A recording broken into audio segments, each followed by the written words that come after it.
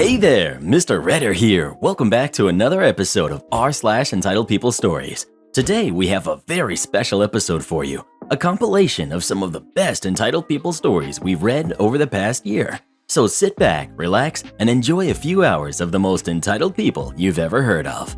And by the way, Karen assured me that for every thumbs up this video gets, she won't try to get anyone fired for an entire week.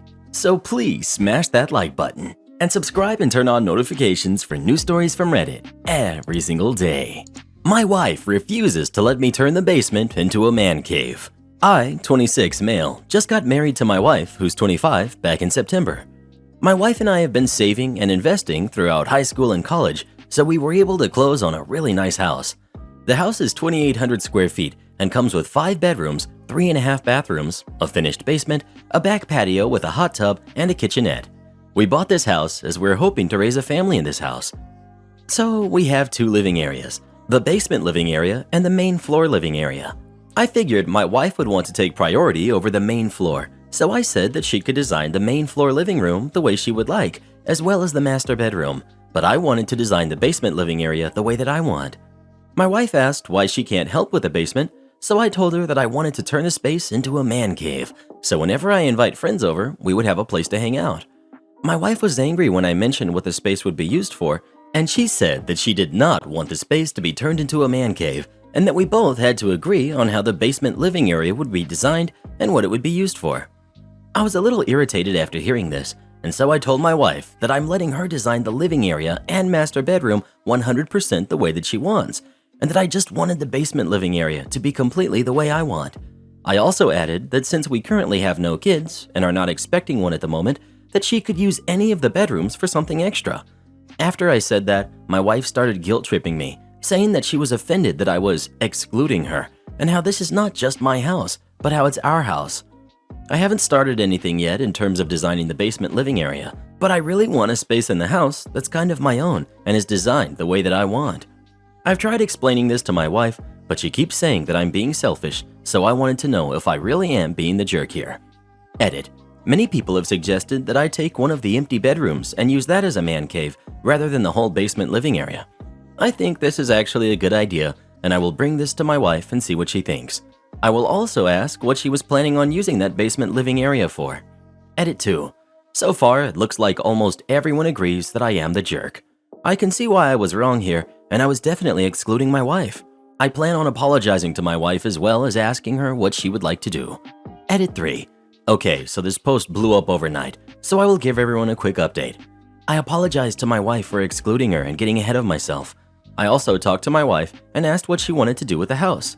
She said that she's fine with me taking the basement bedrooms to be used as a man cave, but she will use the upstairs bedrooms for her own space. The basement living area will be used as a home theater, and my wife also said that she would like for me to be involved in designing the rest of the house: living room, master bedroom, kitchen, laundry room, etc. I really do see now why my original plan was just not a good idea. You're the jerk. It's not a question of who designs which area, it's the fact that you're saying she can design 2 areas, which will be for both of you, and you will take one entire section of this house as your own. This is something that should have been discussed before you bought a home. And you know she'd have to worry about whether he liked what she did with the living room and their bedroom, while he checked out of the process of designing their shared space. And the solution of taking one of the extra bedrooms, since they don't have kids yet or immediate plans, isn't good either. I guarantee you that basement has a lot more space for him to hang out with his friends and exclude her and her friends than the bedroom would have had for her and her friends to hang out and exclude him and his friends. Plus, as soon as they started having kids, she would be expected to give up the room for the kid.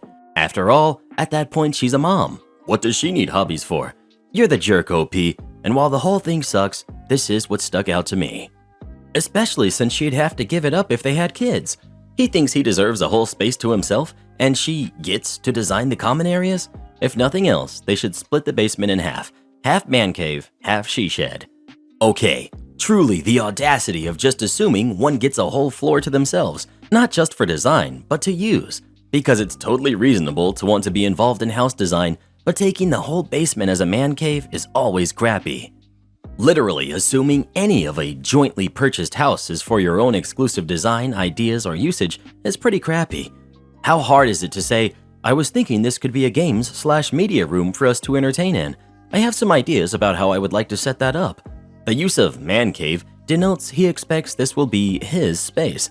I feel immensely for OP's wife. You're the jerk. How generous of you to let her decorate shared living spaces for you and future kids to enjoy while you get an entire basement for you and your buddies to party in. You cannot seriously believe that is fair. The fair thing would be to make the basement an entertainment room that you both design. You don't need a man cave. Consider your wife. You're the jerk. You are going to use the main living area and the master bedroom even if you let her design them. But you think it's fair that you get to have the whole basement as your man cave? You're the jerk. You are segregating her from a large chunk of the house because you want to impress your friends? Yikes. It sounds like you really don't value her as a human, let alone a wife. You didn't let her design the rest of the house.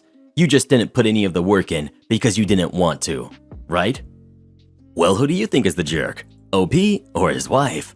Please let us know. If Reddit Boy wanted to decorate our basement himself, he'd need a new head. Am I the jerk for telling a student, I don't care? I teach 7th grade at a Catholic school. I don't teach all their classes, but I do teach math, religion, English, and social studies to my class. I have this student I'll call Chrissy. She is a handful. She's a smart girl and usually does well on tests, but she is extremely dramatic. I've been having a lot of issues with her when it comes to late assignments. I do accept late homework, but 10% is taken off each day until they fail the assignment. Obviously, there are certain circumstances that students can turn in late assignments without penalty. Chrissy has been turning in assignments late all year and going on some sob story about why she couldn't get it done in time. I have been giving her full credit, but every time my patience is getting thinner. It's her grandma is sick, so she was visiting her in the hospital. Her dog ran away and she was out all day looking. Her uncle is sick in the hospital. Her mom got stuck at work, so she had to spend all day babysitting her siblings. Her dad got mad at her, which sparked an anxiety attack, and she couldn't do the homework. You get the picture. These are all excuses she's used. There's even more. I feel bad, as I think she's getting a lot more leeway than the other students. Today, we had a pop quiz on a reading assignment from last week. This is a normal thing we do on Mondays to test who read last week. After the quiz, Chrissy came up to my desk as the rest of the kids head to another class. So the grandma of her best friend growing up passed away. She was having a rough time, so Chrissy basically spent the entire week with her after school and just couldn't get the reading done. She admitted to probably failing the pop quiz and wanted to retake it later in the week. I looked at Chrissy, sighed, and just said, Chrissy, I don't care. You do this all the time. It's not fair to the other students. You have to find a way to get your work done. The excuses are not going to work anymore. She started to tear up and plead with me. I told her if she is really having these serious issues so frequently, we can have her parents come in for a meeting to figure out what we can do. She insisted that wasn't necessary and she can't get her parents involved. I told her that's her only option. Either she get the work done on time or we sit down with her parents. She left the room while yelling that people like me are the reason her generation has so many mental health problems because we don't understand their struggle. Am I the jerk for how I handled this? I really think I did the best I could. Edit. Wow, I did not anticipate this to blow up. I'll try to answer as many comments as I can when I'm free. Edit 2. I don't want to comment this 100 times, so I'll add it here. I'm seeing the community seems to be split on the reasons why Chrissy doesn't want her parents called. Personally, I am of the opinion that this is because she's lying, not because anything bad is happening at home. Not the jerk. I was ready to throw you out for being a jerk, but what you said to her needed to be said. She doesn't want to get her parents involved because she knows she's wrong. OP. That's where my head is. If there's a serious issue here, then I'm not sure why she doesn't want her parents involved. You should probably reach out to the parents anyway. You never know what's going on at home. I don't believe all the stories she told you, but she might be overwhelmed with life and her parents don't know. Or she might just be a lazy, entitled brat who doesn't want to do her homework. Info. Did you ask her why she didn't want her parents involved? Her parents could be part of the problem, considering how adamantly she didn't want them involved. Gee, I don't know. Maybe because she'll get grounded? I don't know. She mentioned having anxiety because of her dad getting mad. As a middle school kid, I was very similar to Chrissy, but my teachers were rightfully less patient than OP. I was not getting my work done because my parents expected perfection, and I was so nervous of the end product not being good enough that I often couldn't even get myself to start. I don't know if this is an option, but maybe suggest that Chrissy go to a school counselor. Having someone qualified to discuss mental health with me, even just once or twice, would have made a world of difference in my life. If it was just that excuse several times over, I'd agree, but my friend's grandma passed and I can't do any work all week is stretching it. She needs to learn that she still has responsibilities. Teacher here as well. I would have called home when she gave the first excuse for a well-being check. This way, you can confirm whether or not something happened, keep the parents in the loop, and guide them in the requirements of the school, and helping Chrissy manage her time in an effective manner. This will also help when it comes to report cards because you don't want parents asking why she's failed, only for them to ask why they weren't notified when she wasn't completing assignments. This is the way.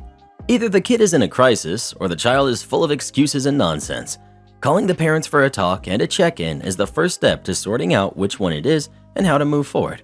Not the jerk, by the way.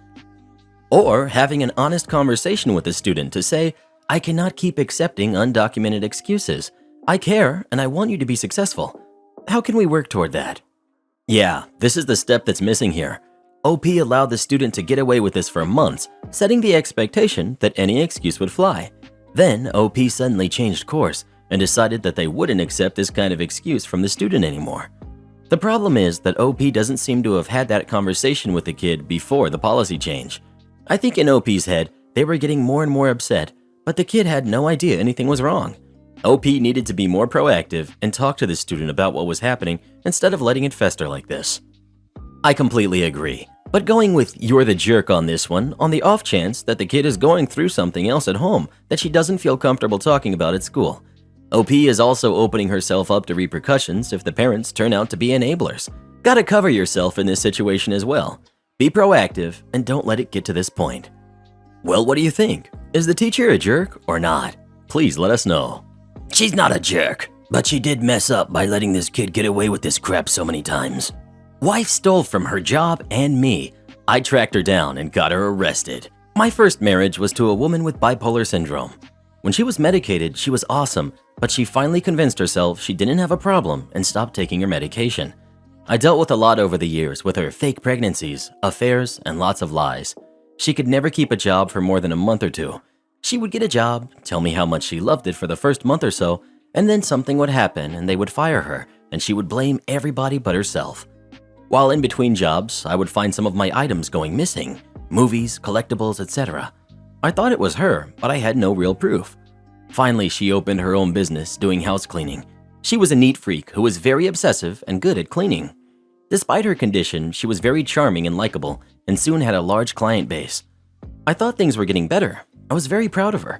She was even bringing home more money than I was. Then came the night that she didn't come home. I was frantic. I kept calling her phone. No answer. I finally got a hold of her sister who said, I want to start off by saying it's not my fault. Turns out, when my wife showed up to her first clients to clean, there were police officers waiting for her. Apparently, my wife was not only cleaning her clients' houses, but cleaning out their jewelry boxes, purses, and other valuables. I finally get a call from her that night from jail. She's crying, begging for my forgiveness. I try to be sympathetic. She tells me they're going to let her out the next day on her own recognizance. The next morning around 7 a.m., I'm waking up to a knock at my door. I answer and find 2 uniformed police officers and a detective standing outside. I apologize for being in my drawers and I let them in. They search our apartment high and low and ask me a bunch of questions. I'm honest with them. My wife finally gets home later that night, once again apologizing profusely. At this point, I've decided in my heart that I'm done. I don't let her know yet, knowing her violent outbursts, but decide to plan with my family to move myself out of the apartment when she's gone one day. The first day of her trial arrives. She wanted me to come along for moral support, but I had gotten the flu that morning. I was throwing up in the sink. Meanwhile, she's screaming at me that I'm not being supportive of her, making my decision to leave much easier. My plan was to wait till she was sentenced and then move out while she was gone, avoiding any fights. But she kept getting extensions on her trial. So one day, while she was at work at her new job, I called my father and brother over and we quickly packed up my stuff. As fate would have it, she forgot something at home and showed up when we were half done loading my stuff into the trailer. She started screaming and crying, wondering why I was leaving her, then jumped in her car and sped off. I moved back in with my parents and started digging. Turns out, she wasn't only stealing from her clients, she was stealing from me and my parents when she would come over to visit. My mother told me that she had been missing some gold jewelry from her childhood, but didn't want to point fingers. I myself, upon going through my items unpacked, discovered my entire collection of 12-inch Star Wars figures that I had collected for years was nowhere to be found. I found out later she had put them on Craigslist for a fraction of what they were worth. I also found out that she opened up an eBay account in my name, took pictures of my nephew's Nintendo Wii, during this time Wii was hot, and sold it to multiple people, then never sent it out. She pulled the cash before eBay could do anything. Cue the revenge. Here comes the fun part. Despite her being a thief, I, on the other hand, had worked retail security for going on 21 years.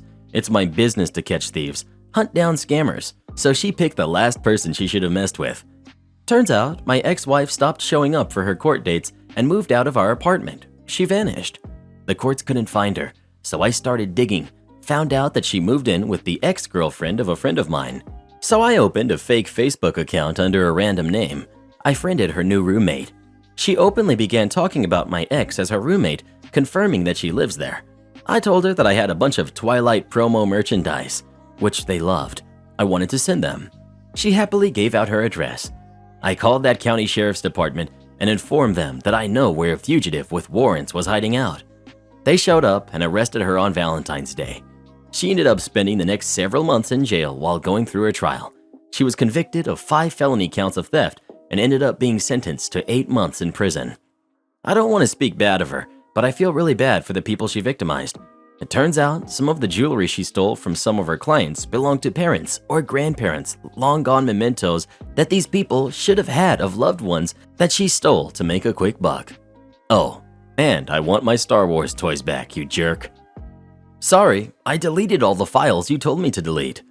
My job was to design and write software prototypes for individual high-value customers. If they liked it well enough, then a real software engineer team would build the real product. Occasionally, I would run the prototype for a few months while the customer evaluated if they wanted to buy the real project. Now, these prototypes are not a lot of code, but they do run with a lot of data. Even compressed, it can be a terabyte or more. Having done this work for years, I've accumulated a small disk farm of past projects, which can be very useful when a customer asks for something just like we did last year, but with a small change or two. The company resisted buying hard drives for this, but it saves me so much time. I ended up buying 1 or 2 a year myself until I accumulated about 10 of them. Figure over $1,000 worth of external hard drives. Then, unexpectedly, management changes. New management thinks they can replace old software guy with a cheaper new software grad, and I'm laid off, with 2 weeks to train my replacement. Yes, it's blatant age discrimination, but impossible to fight, so I just went for a graceful transition to my next job.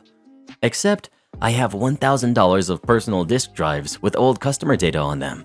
Company insists that no ex-employees may take any company data off premises and all files must be deleted. I don't want to just leave the drives at the company, but they insist I must delete all data before taking them home. So I offer. 1, they can buy them from me. 2, I will eventually use them for something else, but I can leave the data on them in case someone needs it. Not good enough. New manager insists I must delete all data and all backups before I remove the drives. Okay, that's what I do. 6 months later, I get a series of desperate phone calls. New software grad has been unable to build any new prototypes. Old customers are calling to get old prototypes updated, and new software grad has no idea how to do that. Executive VP is calling to ask what it would take to bring me back to do my old job. Sorry, I've got a new job now. And even if I didn't, I cannot just modify the old prototypes because you insisted I delete all old copies of it.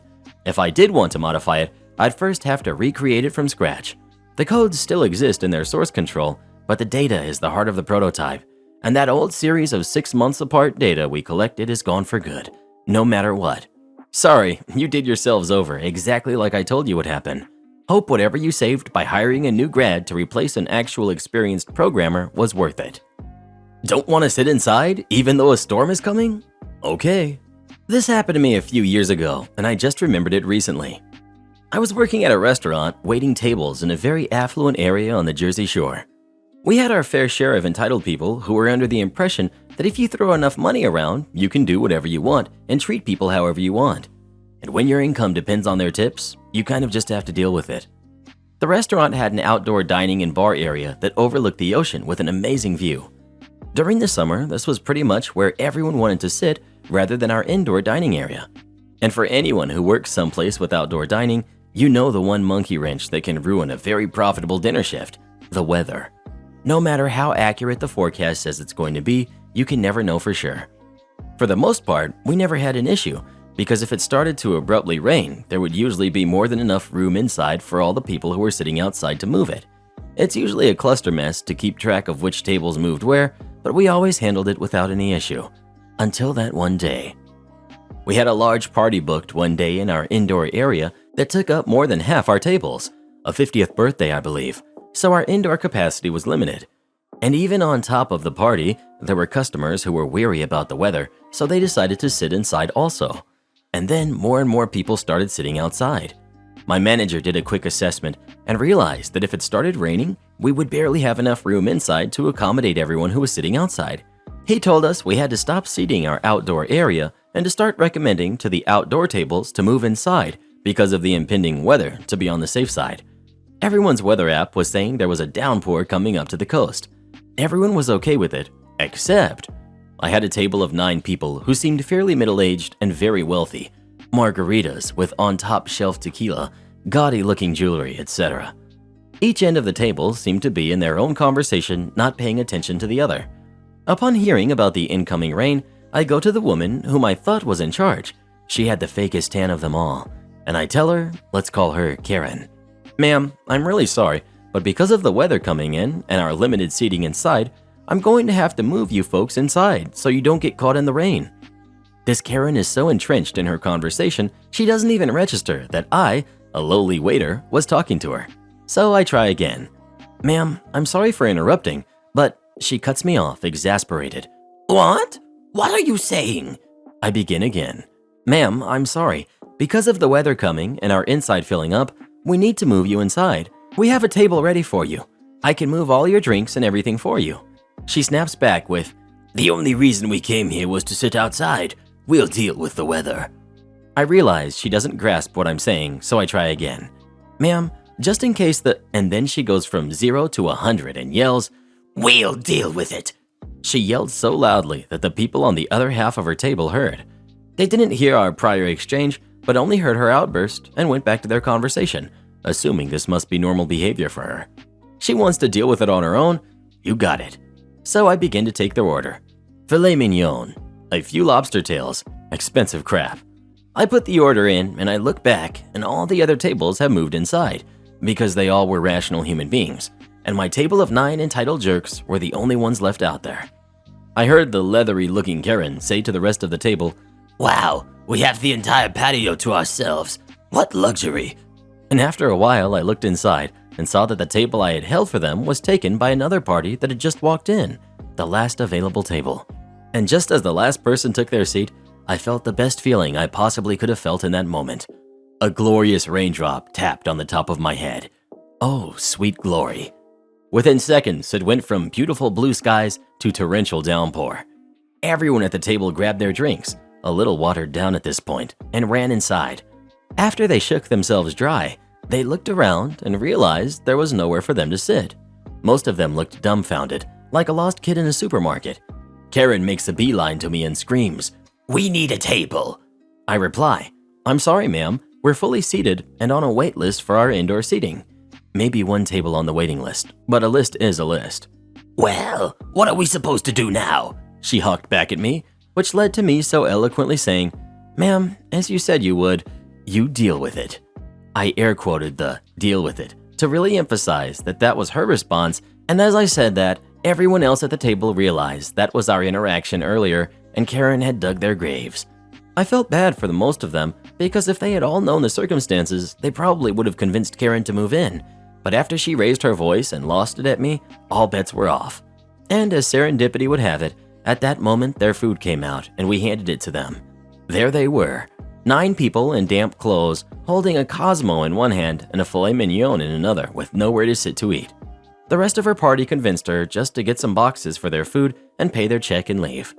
As I hand Karen the check, she smugly says, well, this will be reflected on your tip.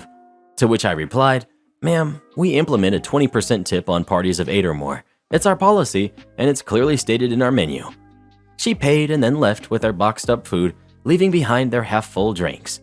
Best $60 I ever made. Edit. I definitely got the numbers wrong with how much they tipped and whatnot. It was a while ago. All I remember was the satisfaction. Am I the jerk for getting a coworker fired because she didn't get me a Christmas present? I, 19 male, work in a small office. In November, a few of my coworkers organized a Secret Santa gift exchange for Christmas. It was optional, but most people joined in, so I did too, though I did not celebrate Christmas. I'm ex-Christian, but I still celebrate the holiday season, and I thought it would be fun. One of the people who organized it is a woman. I'll call Jen. She's in her 50s. She's a devout Christian. I know because she had a lot of religious items on her desk, and she's always saying religious stuff and talking about church. Soon after we all picked names for Secret Santa, she approached me and said that she was glad that I had joined in because it's nice to see young people getting involved in the spirit of Christmas. Then she asked if I would be going to Mass for Christmas, and I said no. She asked why, and I told her that I'm actually ex-Christian, so I don't go to church. I don't think I was rude about it, but she started acting weird and said that I shouldn't have joined Secret Santa because I was profiting off other people's generosity in the celebration of Christ's birth. I didn't know what to say, so I said that I would be getting someone a gift too, of course, and I couldn't back out now because then one person wouldn't get anything. She said she would pray for me and left, and we didn't really interact after that. A few days before Christmas, we were all supposed to exchange our gifts. I gave the person I picked their gift, and then I was waiting to receive mine. I didn't know who picked me, of course, but eventually it seemed like everyone had gotten their gift except me. Then Jen came over and said she was the one who picked my name, but since I didn't believe in Christmas, there was no reason for her to get me a gift in celebration of it. I was honestly shocked, but she left before I could say anything. It did bother me a bit, but I decided to just let it go because I didn't want any drama. Later, I was talking to another coworker, Amy, who's 22. She asked me what I got, so I told her what happened with Jen. Amy said I should tell our supervisor about it because Jen has said similar things to another coworker of ours. I told her I didn't want to make a big deal out of the Secret Santa thing, and I thought we left it at that. But after the holidays, our supervisor, Mark, who's in his 50s, called me into his office and asked about what happened with Jen during the gift exchange. I didn't want to lie to his supervisor, so I told him what she said, but also that it wasn't a big deal to me, it was just a present. He thanked me and said not to worry, but that this was connected to a greater trend in Jen's behavior, and he would have to take action. Yesterday, I noticed Jen's desk was cleared out. I asked Amy about it, and she said Jen had been fired. I feel bad because I didn't care about getting a present that much, and I don't think it's something that warrants getting someone fired. I told my friend Sam, 19 male, about it, and he said I shouldn't have told Mark what Jen said because it was a dumb disagreement between us. So, I don't know. Am I the jerk? Bro, she didn't get fired for not getting you a present. She got fired for the things she said and did. She did this to herself, not you. She was a major liability to the company and opened them up to serious lawsuits. Not the jerk. OP is the straw that broke the camel's back at most, and Jen is and would still be a jerk whether OP told Mark what she said or not. It was only a matter of time before she did this to someone else and made them feel like crap, and then hopefully she'd get fired anyway. It wasn't the straw that broke the camel's back. The camel died on the side of the road a long time ago. This was just the first instance of documented proof she was going around the office acting like this. HR is like police. It's not what they know, it's what they can prove. Am I the jerk for firing my son? I'll get straight to the issue. I'm male, 43, and my 17-year-old son, Adam, has been trying to become independent and preparing to move out to college, but was struggling to find a job. I own a private warehouse as a side job to earn a living. My wife suggested I hire my son to work at the warehouse, moving boxes, bringing workers lunch, helping with cleaning, that kind of stuff. She said it's for both of our benefits since he couldn't find a job and we needed to hire someone new. I agreed, and Adam was so happy and excited to start working. We agreed on the salary and work hours, so he still has some time to study and practice. The first couple of weeks were going fine. That is, until one day. The workers were moving boxes, computers, into the warehouse. The client wanted them to be stored for a few days, and we already arranged before they arrived. It was all written down, including the number of computers we stored. In the evening, while I was checking, I noticed that there was one computer missing. I gathered all workers except for Adam, and they had no idea and thought there was a mistake. I brought it up at home, and Adam told me that he saw one of the workers putting a box in the garage to take home with him. I was confused since he couldn't specify which worker it was. He eventually gave me a name, and I went to talk to the worker. He denied it, and I ended up giving him X time to bring back the box, and then I discussed why he did what he did. The worker is a single dad with 3 kids. I've known him for a while, and I wanted to give him a chance. The next day, I was busy. My daughter was in the hospital, and I got back to the warehouse at 8 p.m., and it occurred to me to check the cameras. What I saw was Adam putting a box in the back of his friend's car, and then the car left. I knew his friend and knew Adam stole the computer. I went home and confronted him. My wife sided with him when he denied it, and after arguing for hours, I fired him, and I told him he was lucky I didn't call the police. This was my responsibility. The client entrusted me with his computers, and Adam stole on the job. Adam started crying. My wife said I was wrong for firing him, that it was extreme, and I should have just took from his salary. She refused to drop it and tried to convince me to hire him again, but I refused. I apologized to my worker, and I told him if there's anyone he knows who needs this job, I'll be more than happy to hire them. He brought his brother, and he started working with us right away. Now, my family's calling me a jerk for hiring an outsider and not my son. The box was being kept at his friend's place. His friend is such a disrespectful jerk. I won't be surprised if he was the one who came up with the idea. However, it was Adam who took it, and so he needed to be fired. This is not okay, nor is it acceptable. Karen girlfriend thinks she's moving in with me. My roommate tells her off, resulting in tears. My girlfriend has been rubbing my roommates wrong. She's been on this zero waste kick, and it's been an issue. She doesn't live with us and is becoming preachy. She's still in student housing until June, when she graduates with a degree in political science. She casually talked about moving in with me several times. I haven't said anything because June is 6 months away, and I thought of getting our place. I live in a big 5-bedroom house. It belongs to one of my roommates, Mindy's grandparents. It has a heated pool, a library, and an indoor conservatory. I lucked out because I met my friend from college. Recently, my girlfriend has been making herself at home like it's her place. She told Mindy, who likes to take baths in the evening, that it's terrible for the environment. She can hear Mindy, who has the rooms above mine, take a bath. This latest fight yesterday came around on dish soap. My girlfriend brought a glass jar and said we all should use this type of soap only. Using soap in a plastic bottle is bad. She also got mad because no one was using the compost bin she brought us for Christmas. She told people in the kitchen, "Things are gonna change when I move in." Mindy was like, "What?" My girlfriend said when she moves in June, she will make sure we are a zero-waste home. Mindy laughed and said, "You are never moving in, ever."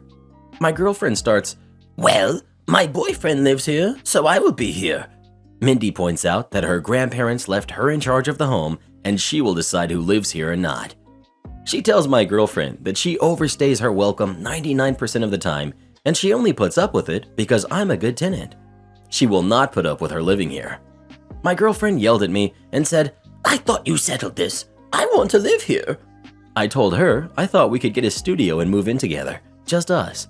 At the word studio, my girlfriend got even angrier and said she wanted someplace with a pool and a nice kitchen. She starts on a rant about how everyone is always destroying her dreams.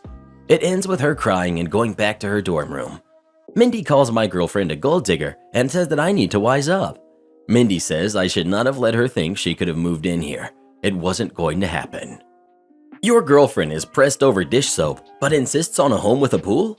As in one of those man-made holes in the ground that uses tons of excess water for no other purpose than leisure and requires a bunch of chemicals to keep natural things like algae from growing? Oh, I get it. Girlfriend only wants to be an environmentalist for the joy of being smug and telling other people what to do. That makes more sense. You're the jerk for letting the conflict get to this point. Mindy should not be responsible for handling this conflict with your girlfriend. You should.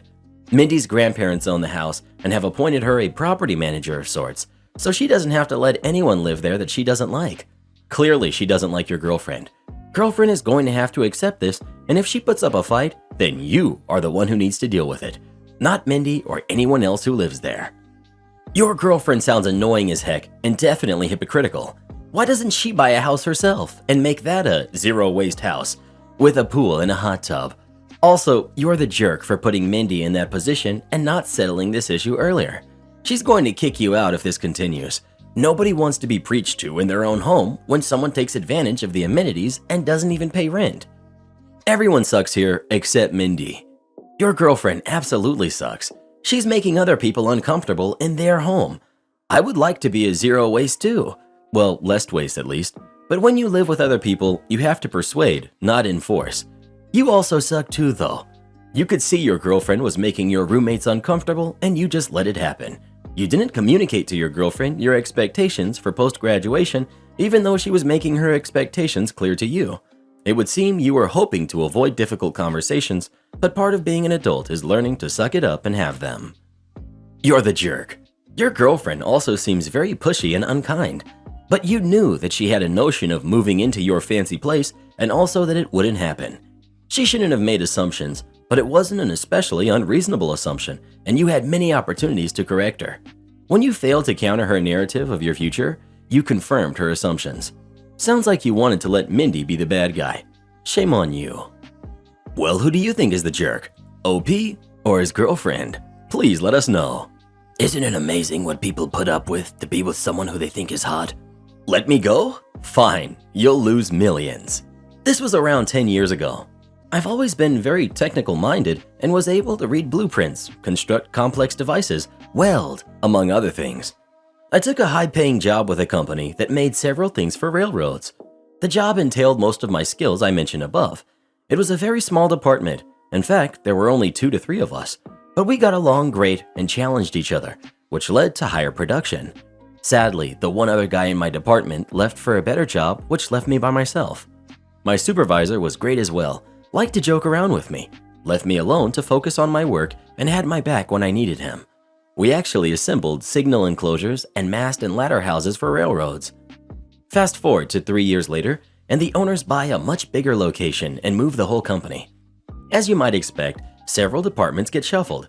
Yep, my department gets folded into a completely different department that has no clue what I do. At first it was fine, but it starts to go pear-shaped pretty quickly. My new supervisor seemed good at first, but I quickly realized he's a snake in the grass. For example, I had to help the prototype department assemble a new, lighter type of mast and ladder house. So I'm printing out issues and suggesting fixes, etc. New supervisor is not happy. He keeps coming over, huffing, groaning under his breath, standing over my shoulder, etc. He finally interrupts and asks in an angry voice, "How much longer will this take?" I respond, "I have 4 more hours today, and 8 hours every day after that."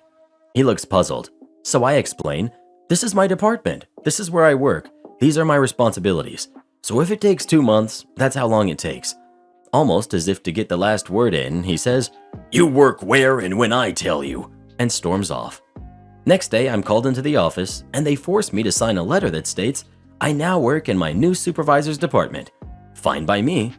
I watch from a distance in my new department as all the stock, hardware, parts, orders, etc. of my old department begin to rack up. And since I'm the only one that works in that department, or rather used to work in that department, nobody's doing anything about it. After about 2 weeks, my old department is a disaster, with items being thrown wherever it would fit. Orders had began to miss deadlines, and higher-ups wanted answers. Sure enough, I get called into the office where the new supervisor blames me for everything, but wouldn't let me get a word in. Of course, they let me go without any reason or paperwork. The look of relief on my new ex-supervisor's face when I walk out was priceless. He had no clue what was coming. I leave with a smile plastered to my face, because I knew something they didn't. I was the only one that knew how to build the mast and ladder structures. I relaxed at home for around 2 weeks because I knew I would be getting a call from them. I ignore the first dozen calls. Then I answer, "Can you come back and build, train new hires, etc. for your department?" "Sure," I say, "for $20,000. Now, that may seem like a lot, but it wasn't. They made millions from these, so there really was only one option. Pay me $20,000 or lose millions. Long story short, they went back and forth with me, but finally conceded.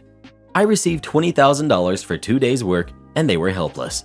The cherry on top was my new ex-supervisor was fired for being a nitwit and costing the company $20,000. Edit. Wow, this popped off. Thanks for all the awards. Didn't expect that. Sorry it was long. Some further information. I didn't want to work for them again. It potentially would have been a situation. They used my knowledge and training of the new staff only to terminate me for some made-up reason, which I understand. Nobody wants a disgruntled employee. Why $20,000? I bounced around on numerous figures, but when it came time to say a number over the phone, 20,000 was the number that came out. No real thought. Could I have gotten more? Yes, I think so, but it paid my bills, spent some, little vacation, and gave me time to be picky about my next job. Did I get another job? Yes. As to your questions, could I train new 2 workers in 2 days? Yes. Did I do it well? No. The company wanted it as cheap as possible, so they grabbed 2 new guys from a different department with 0 experience. The best I could do was show them the general process given their limited experience and my limited time. As far as getting all the work up to date, in my department the expected production was 2 per day. My personal record in 1 day was 18 before I stopped. Previous good supervisor told me to stop. What the heck are you going to do after you finish a month's worth of work in a day? You'll be sitting around with nothing to do, or you'll be going home early. The first month I was there, I set up a series of jigs that allowed fast, repeatable results. That, coupled with years of doing it, meant I could build them in my sleep. Is my boyfriend using me for money? My 21 female boyfriend, 20 male, asks me pretty much daily to buy him things. Normally smaller things like cigs or disposable vapes or caffeine at the gas station, but it really adds up. I know it doesn't seem like much, but it's $500 a month added up. I know you may be wondering, why am I just giving him this money? I swear I'm not. I've tried to say no, but I literally feel like I can't say no to him successfully. And what I mean by this is, he'll say things like, "My day is ruined," or "Can't you just be nice this one time?" And it makes me feel really awful about myself if I try to say no. One time when I didn't want to buy him something, he told me I didn't give a hoot about him and kept spamming me at work until I was crying in my cubicle. And I'm not kidding when I say it's a daily thing. He'll sometimes wake me up super early in the morning. I work later shifts. I normally sleep till 11 a.m., wanting my debit card to go to the gas station to buy what he wants. And if I say no, he'll get really upset and say what I mentioned before and keep asking, and I won't get to sleep again until I say yes, and it's caused me to go into work incredibly sleep deprived before. He doesn't have a job. I work full-time and I go to college full-time, and I honestly think he doesn't have a concept of money spending or making. There have been times where I'll save small amounts of money for emergencies, and then once he finds out, it's gone in a few days. I was so proud of myself for saving $100, and literally in 3 days it was gone due to his gas station trips, and I ended up crying in frustration. Keep in mind, I'm not a big money maker. I just got a raise to where I make $18.50 an hour. What really irked me though is just recently he told me that I'm irresponsible with my money to be broke all the time, and that I have no reason to be struggling with money. He kept having me pull out cash advances, around $200 now, and kept citing how I spent $20 on Sims. It was the first time I bought something for myself that wasn't food for us in months. What bothered me even more is he brought up how I spent my money on my exes, and he said, "You don't owe me. I just feel like it's unfair that the crappy guys you dated got nice things, but I don't."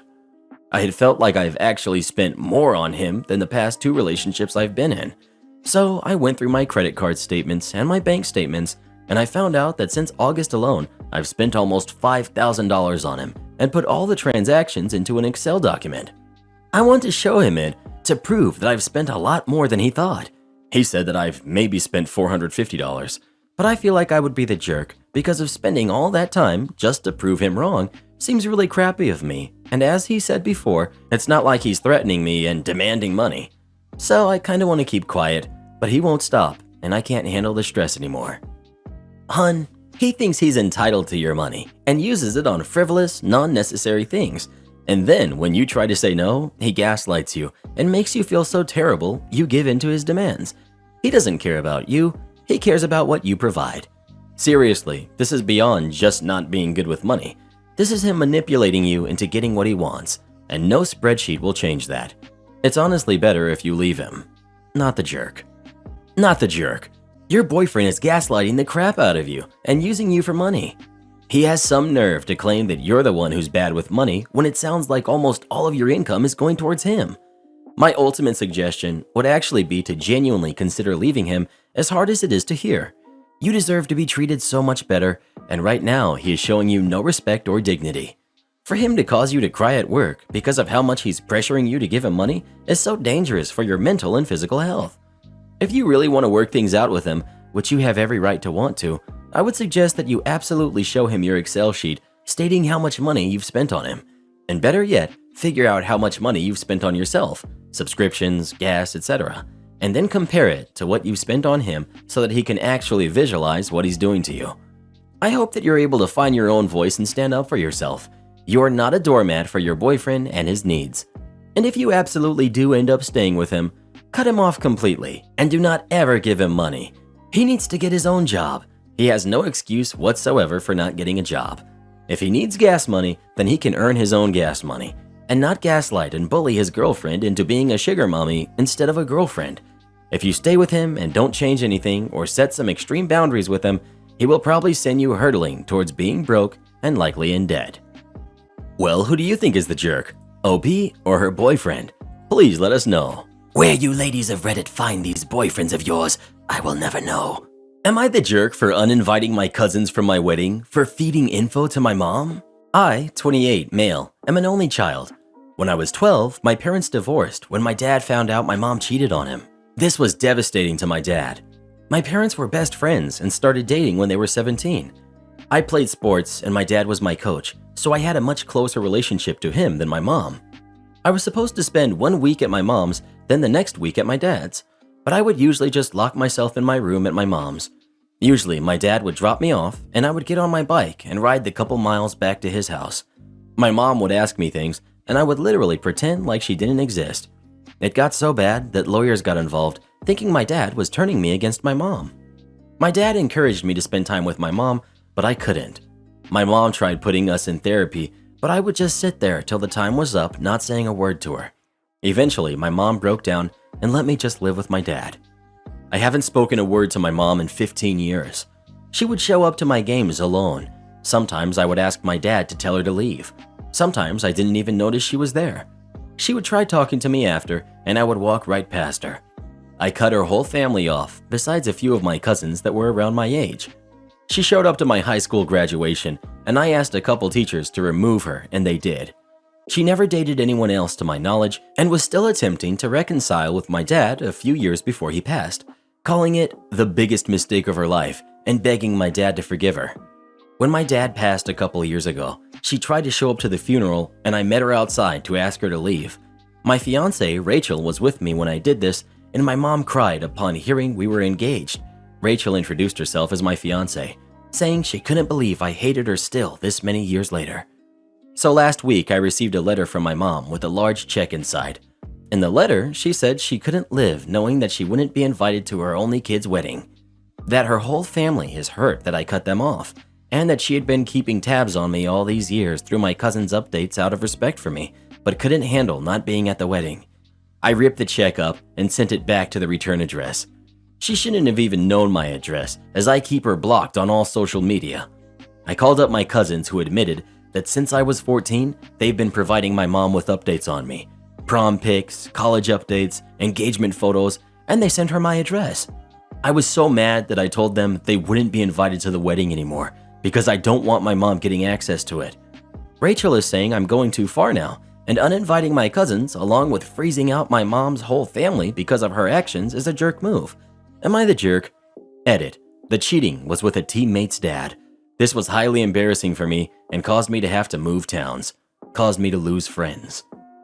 I'm going to go out on a limb and say you're the jerk. Acting out as a 12-year-old is to be expected. Deciding not to ever forgive your mom is totally your right, though it was 16 years ago, and you, while affected, were not really the aggrieved party. The fact that you're still throwing tantrums like a 12-year-old at the age of 28 makes you the jerk. Edit. I'd even go so far as to say your fiancé should consider this a pretty serious red flag. The fact that you can act with such hatred and spite over something that happened over 16 years ago and only peripherally involved you, to me shows a pretty serious character flaw. At the very least, she should be concerned about what it would take for you to direct that anger at her and what form that anger would take. That's exactly what I thought. Being engaged to someone so unforgiving and showing so little empathy even to their own mother would scare the crap out of me. I would advise her to run. My thoughts exactly. I would be petrified to marry someone who is so unforgiving. Fiancé needs to run away from this relationship fast, and OP needs professional help to heal those open wounds. Yup, I'm gonna have to climb out onto that limb beside you and say you're the jerk. Two things jump out at me here. One, that OP was even madder at his mom than his father, who was over her cheating. This much is clear from his father encouraging him to spend time with his mom in spite of everything. Two, that even OP's fiancé is telling him he's going too far in his hatred for his mother and uninviting cousins and freezing out his mom's whole side of the family. Look, OP, I feel sorry for you and what you went through. No one says you ever have to forgive your mother for what she did, but you're taking it out on her entire family, and that's just wrong. Listen to your fiancé. She sees how unhealthy holding on to such hatred for your mother is for you. Whatever you decide to do, best of luck to you. But don't throw away your relationship with some cousins you felt close enough to that you invited them to your wedding 15 years after the divorce. That would make you the jerk to yourself more than anything. I've given this a lot of thought, and I feel like a lot of the votes in favor of him being the jerk here are a bit misguided and empathizing with the wrong person. I will say I do agree with the fact that he needs therapy, and that amount of cortisol, which is what will happen from this level of anger, isn't healthy. But all that said, I don't blame him for that. I get feeling sorry for the mother, who so obviously feels bad about what she's done. Really, I do. But I don't think his actions are indicative of a lack of empathy for his mother so much as unresolved hurt from the domino effect her actions had on him. In fact, I think it's pretty clear this is the result of trauma. Like, apathy is the opposite of empathy, really. But he so clearly still cares, or he wouldn't be so angry. People are defending the fact that it wasn't his business, and that she's allowed to have flaws. And yes, she is. But there is a consequence/outcome for every single thing we do. Sometimes positive, sometimes negative. She made her bed and found out it was broken in more than one place. It sucks, but this is the consequence for her actions. And for the record, to all the people who say it isn't his business, it absolutely is his business. He's obviously been traumatized by this series of events. Kids aren't stupid. It's pretty clear that they can pick up on stuff from family members. The best intending parents will do everything in their power not to let it impact their kids, but sometimes it's just inevitable. Even if his father was hurt more, in theory, by his mother's actions, clearly there have been side effects that have occurred outside of that one instance. Bullying is no joke, and it's no surprise that he holds her responsible as the reason it happened. I mean, had she not cheated, then the circumstances might have been different. Also, just because his father took the brunt of the initial pain doesn't mean he didn't also experience his own horrible pain. Since when is it a competition? No two people have the same threshold for the same types of pain. We're all different. Regarding the cousins and his mother, even in the absence of specific instructions not to keep his mother updated on him with his sometimes public, sometimes private information, I feel like they're paying a price for their own actions too. You wouldn't have to tell me not to give updates to someone who hurt you and decided to go no contact with. It's blatant disregard for his very clearly implied boundaries, and it's betrayal. You're basically saying you feel worse for the aggressor than the victim if you're willing to prioritize the aggressor's wants over the victim's. Even if it doesn't seem fair, that was not their call to make. I'm really not sure how people are justifying this. They got involved, in the mother's favor, and now people are like surprised Pikachu face that there are consequences for that. Finally, I really don't think people are being fair here regarding how he's treating his mother. He has made his choice. She has time and time again not respected it. She needed to write him a letter that expresses how sorry she is, that if OP is ever willing to reconcile, she is willing and ready, and then let the ball be in his court. Then she needed to leave him the heck alone. Why is everyone glossing over this? Even if she has good intentions, she's still dismissing someone she hurt in favor of what she feels is best for her. She tried to bribe him with money. Hello? If I were being generous, I'd say not the jerk, because I don't think, despite everything I said, that there were any intended jerks here.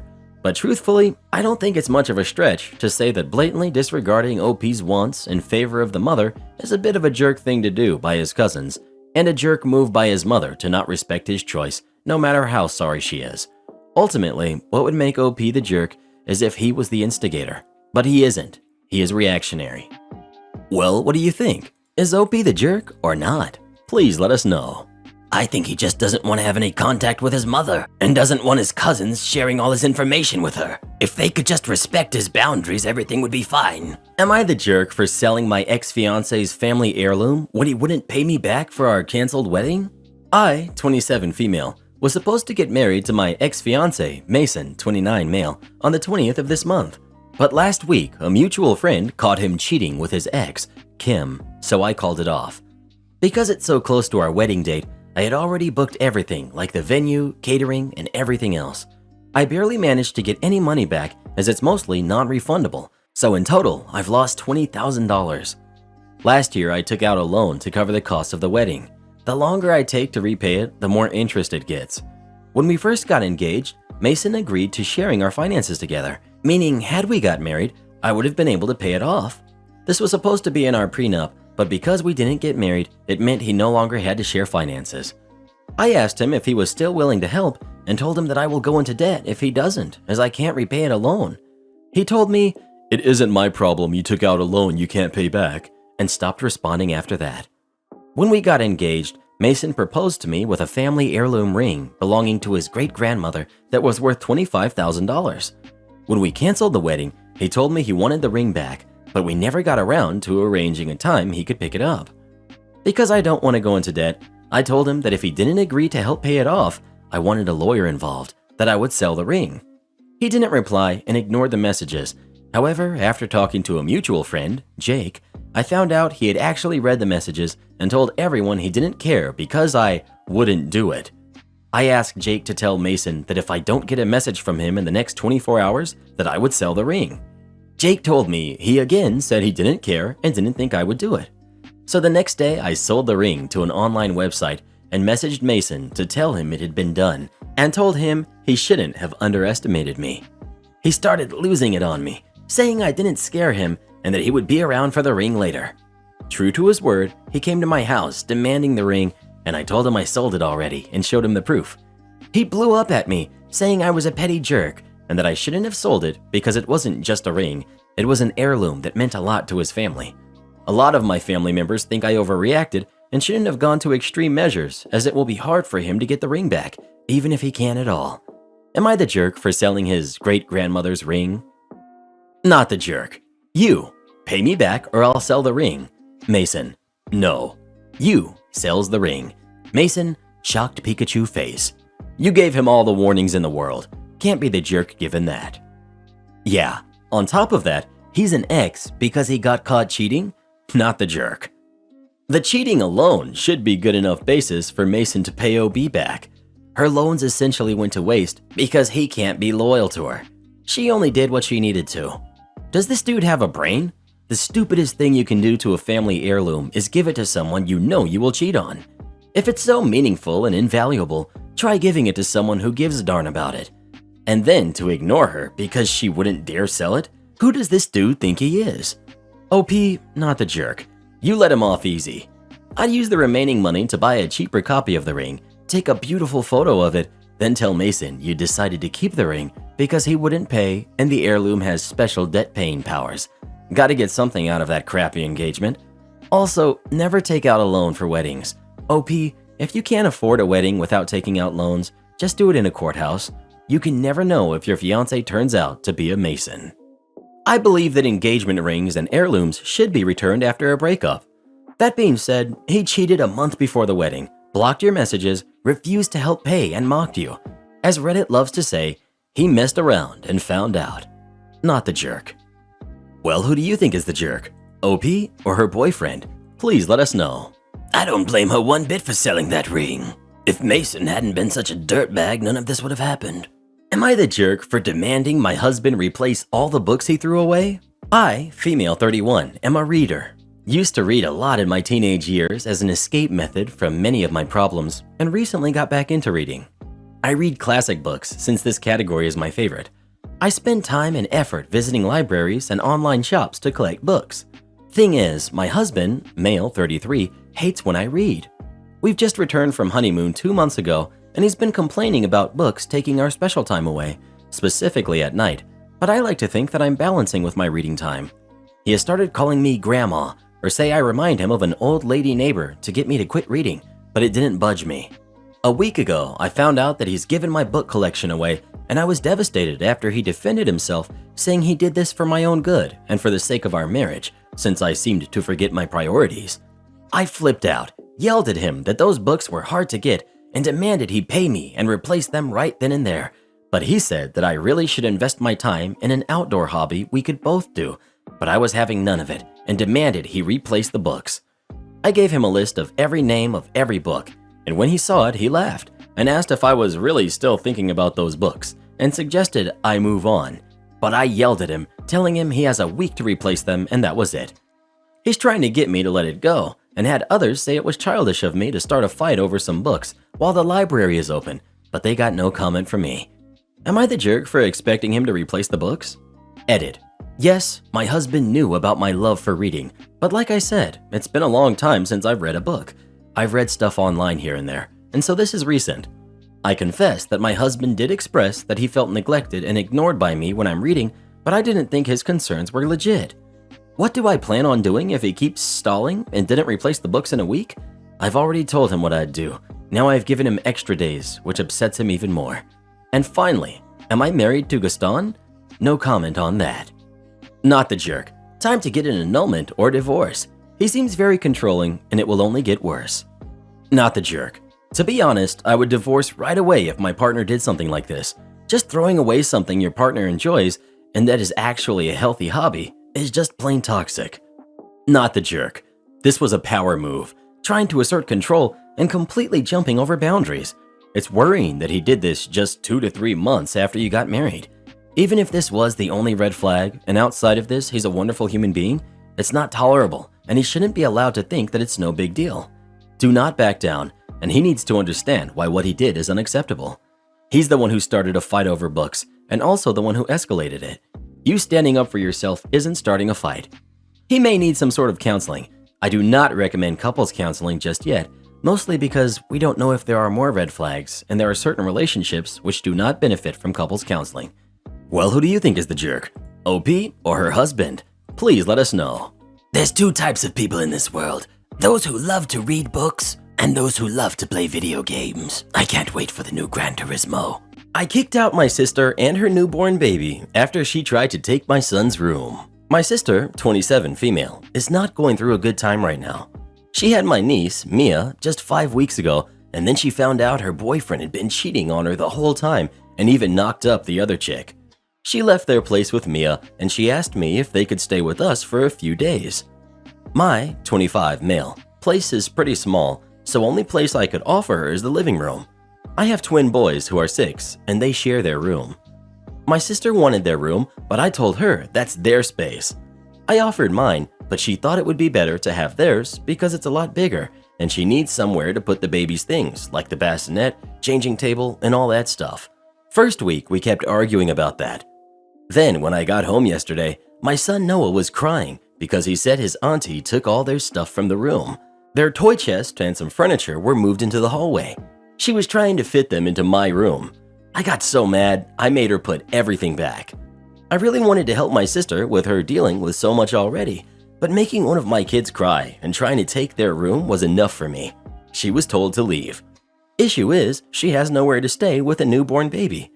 She had to go all the way back home to stay with our parents, and since they live far, she had to quit her job, which means she's no longer has a stable income. She hasn't stopped telling me I'm a terrible brother, adding more issues to her life and my nieces. My sister says it wasn't a big deal, and that she and her daughter have their own space in my place. Now she says because of my reaction, I've made Fried life harder. Not the jerk. She said she was only staying a few days. She was obviously planning on staying much longer. You offered her your room and it wasn't good enough for her. You weren't going to win here. OP, I can see that, yeah. Don't see why space had to be such a big issue with her. My ex and I lived in a 1-bedroom with 2 newborns. It was cramped, yeah, but we were fine. Because once the space is hers, it's a lot harder for you to make her give it up. Obviously, you don't really need the space since you can fit your kids in your room, so why should she have to move out when everyone can fit? And when it gets too crowded, maybe you need to find a new place and let her have this one. Oh, but she can't pay rent right now. I'm sorry, she's in a bad situation, yes, but she has no right to hurt you or kick them out of their own room. Not the jerk. She tries to kick your kids out of their own room while you're gone, when you've told her no? Yeah, that gets her a one-way ticket out of there. Not the jerk. You kindly gave her a place to stay when she needed support. You offered her your living room, and when she complained, you even offered her your own room. The only place you said she couldn't stay was your son's room. So what did she do? She waited until you were out of the house to completely disregard your only rule, and did so in such a way to cause your son distress. Major jerk. Since she refuses to abide by your rules, it is her decision to move in with her second choice option. I'm sorry that she's going through this stuff with her boyfriend, but that doesn't give her the license to treat you or your sons poorly, nor does it shield her from the consequences of her actions. Well, who do you think is the jerk? OP or his sister? Please let us know. I can't imagine what it's like to have a Karen for a sister. Husband finds out how much money I make. Now he wants to cancel our prenup. So I, female 32, had been married to my husband, male 34, for 6 years. Before we got married, he had me sign a prenup stating that our financials would always be separate and the only thing we would share was an expense account to pay for household-related fees. The reason for this was because he was making pretty good money and I was in graduate school, so my financial situation was pretty bad, but I signed nonetheless because I understood he wanted to protect himself. Anyway, fast forward to now. I've been out of school for about 4 years and I make more than 3 times as much as he does. I never asked how much he makes and he's never asked me either. Anyway, 2 weeks ago, I told him that I was thinking about buying a new car as the one I had was really old since I had it since my undergraduate days. He wasn't really interested and just told me to get whatever I liked. So a week ago, I decided to make the plunge and get an Audi. I was pretty excited as I had always wanted one. At the time, my husband was on a business trip. He got back yesterday and I showed him my car. He was really happy for me. However, later he asked me what my monthly payments were as the Audi was pretty new. At this point, I told him that I had made the purchase in cash and that I had no monthly payments. He was taken back and asked with what money, and I answered that I made more than enough money to be able to afford it. He didn't talk after that, and I thought that was that. However, after a few hours, he came back to me and told me that he thinks we should void the prenup. This is where I might be the jerk. I laughed in his face and asked him why I would agree to that, and his answer was that we're married and should share our financials. I told him that we've been married for 6 years, and yet we've never shared financials, and I was fine with what we were doing, and his sudden change of heart was very suspicious. He called me a bunch of names and stormed out and didn't come home, and I guess he told his family about our fight, and they called to berate me and say how he supported me while I was in school. He didn't, and now I'm wondering if I was the jerk. Edit. I knew his salary when we got together. However, he's since gotten promoted, and at first when I used to ask, he would make comments that it was rude of me to ask how much he made, so I stopped. He's never really been interested in my career or job, and we don't bring our work home. The reason I make 3 times what he makes, I made the assumption from what I knew his salary had been, is because I work as a CRNA and he works as a software engineer. Edit 2. I didn't expect so many comments. Thanks everyone for sharing your opinions. This post has really made me question everything in my life. I think I'm going to take a leave of absence from my work to sort out my life. My husband was only my second relationship, and I guess I was too caught up in school, work, and debt to really see that my marriage was a sham. I'm not blameless, which is hard to swallow. So I'm going to have a conversation with my husband and see where we go from here, if anywhere. Last edit. Since it's been a point of contention, I'm going to clear up a few things. I make $175 an hour and work between 40 to 48 hours a week. From what I know, he made about $90,000 a year when we got together. I'm sure it's higher now. He also works less hours.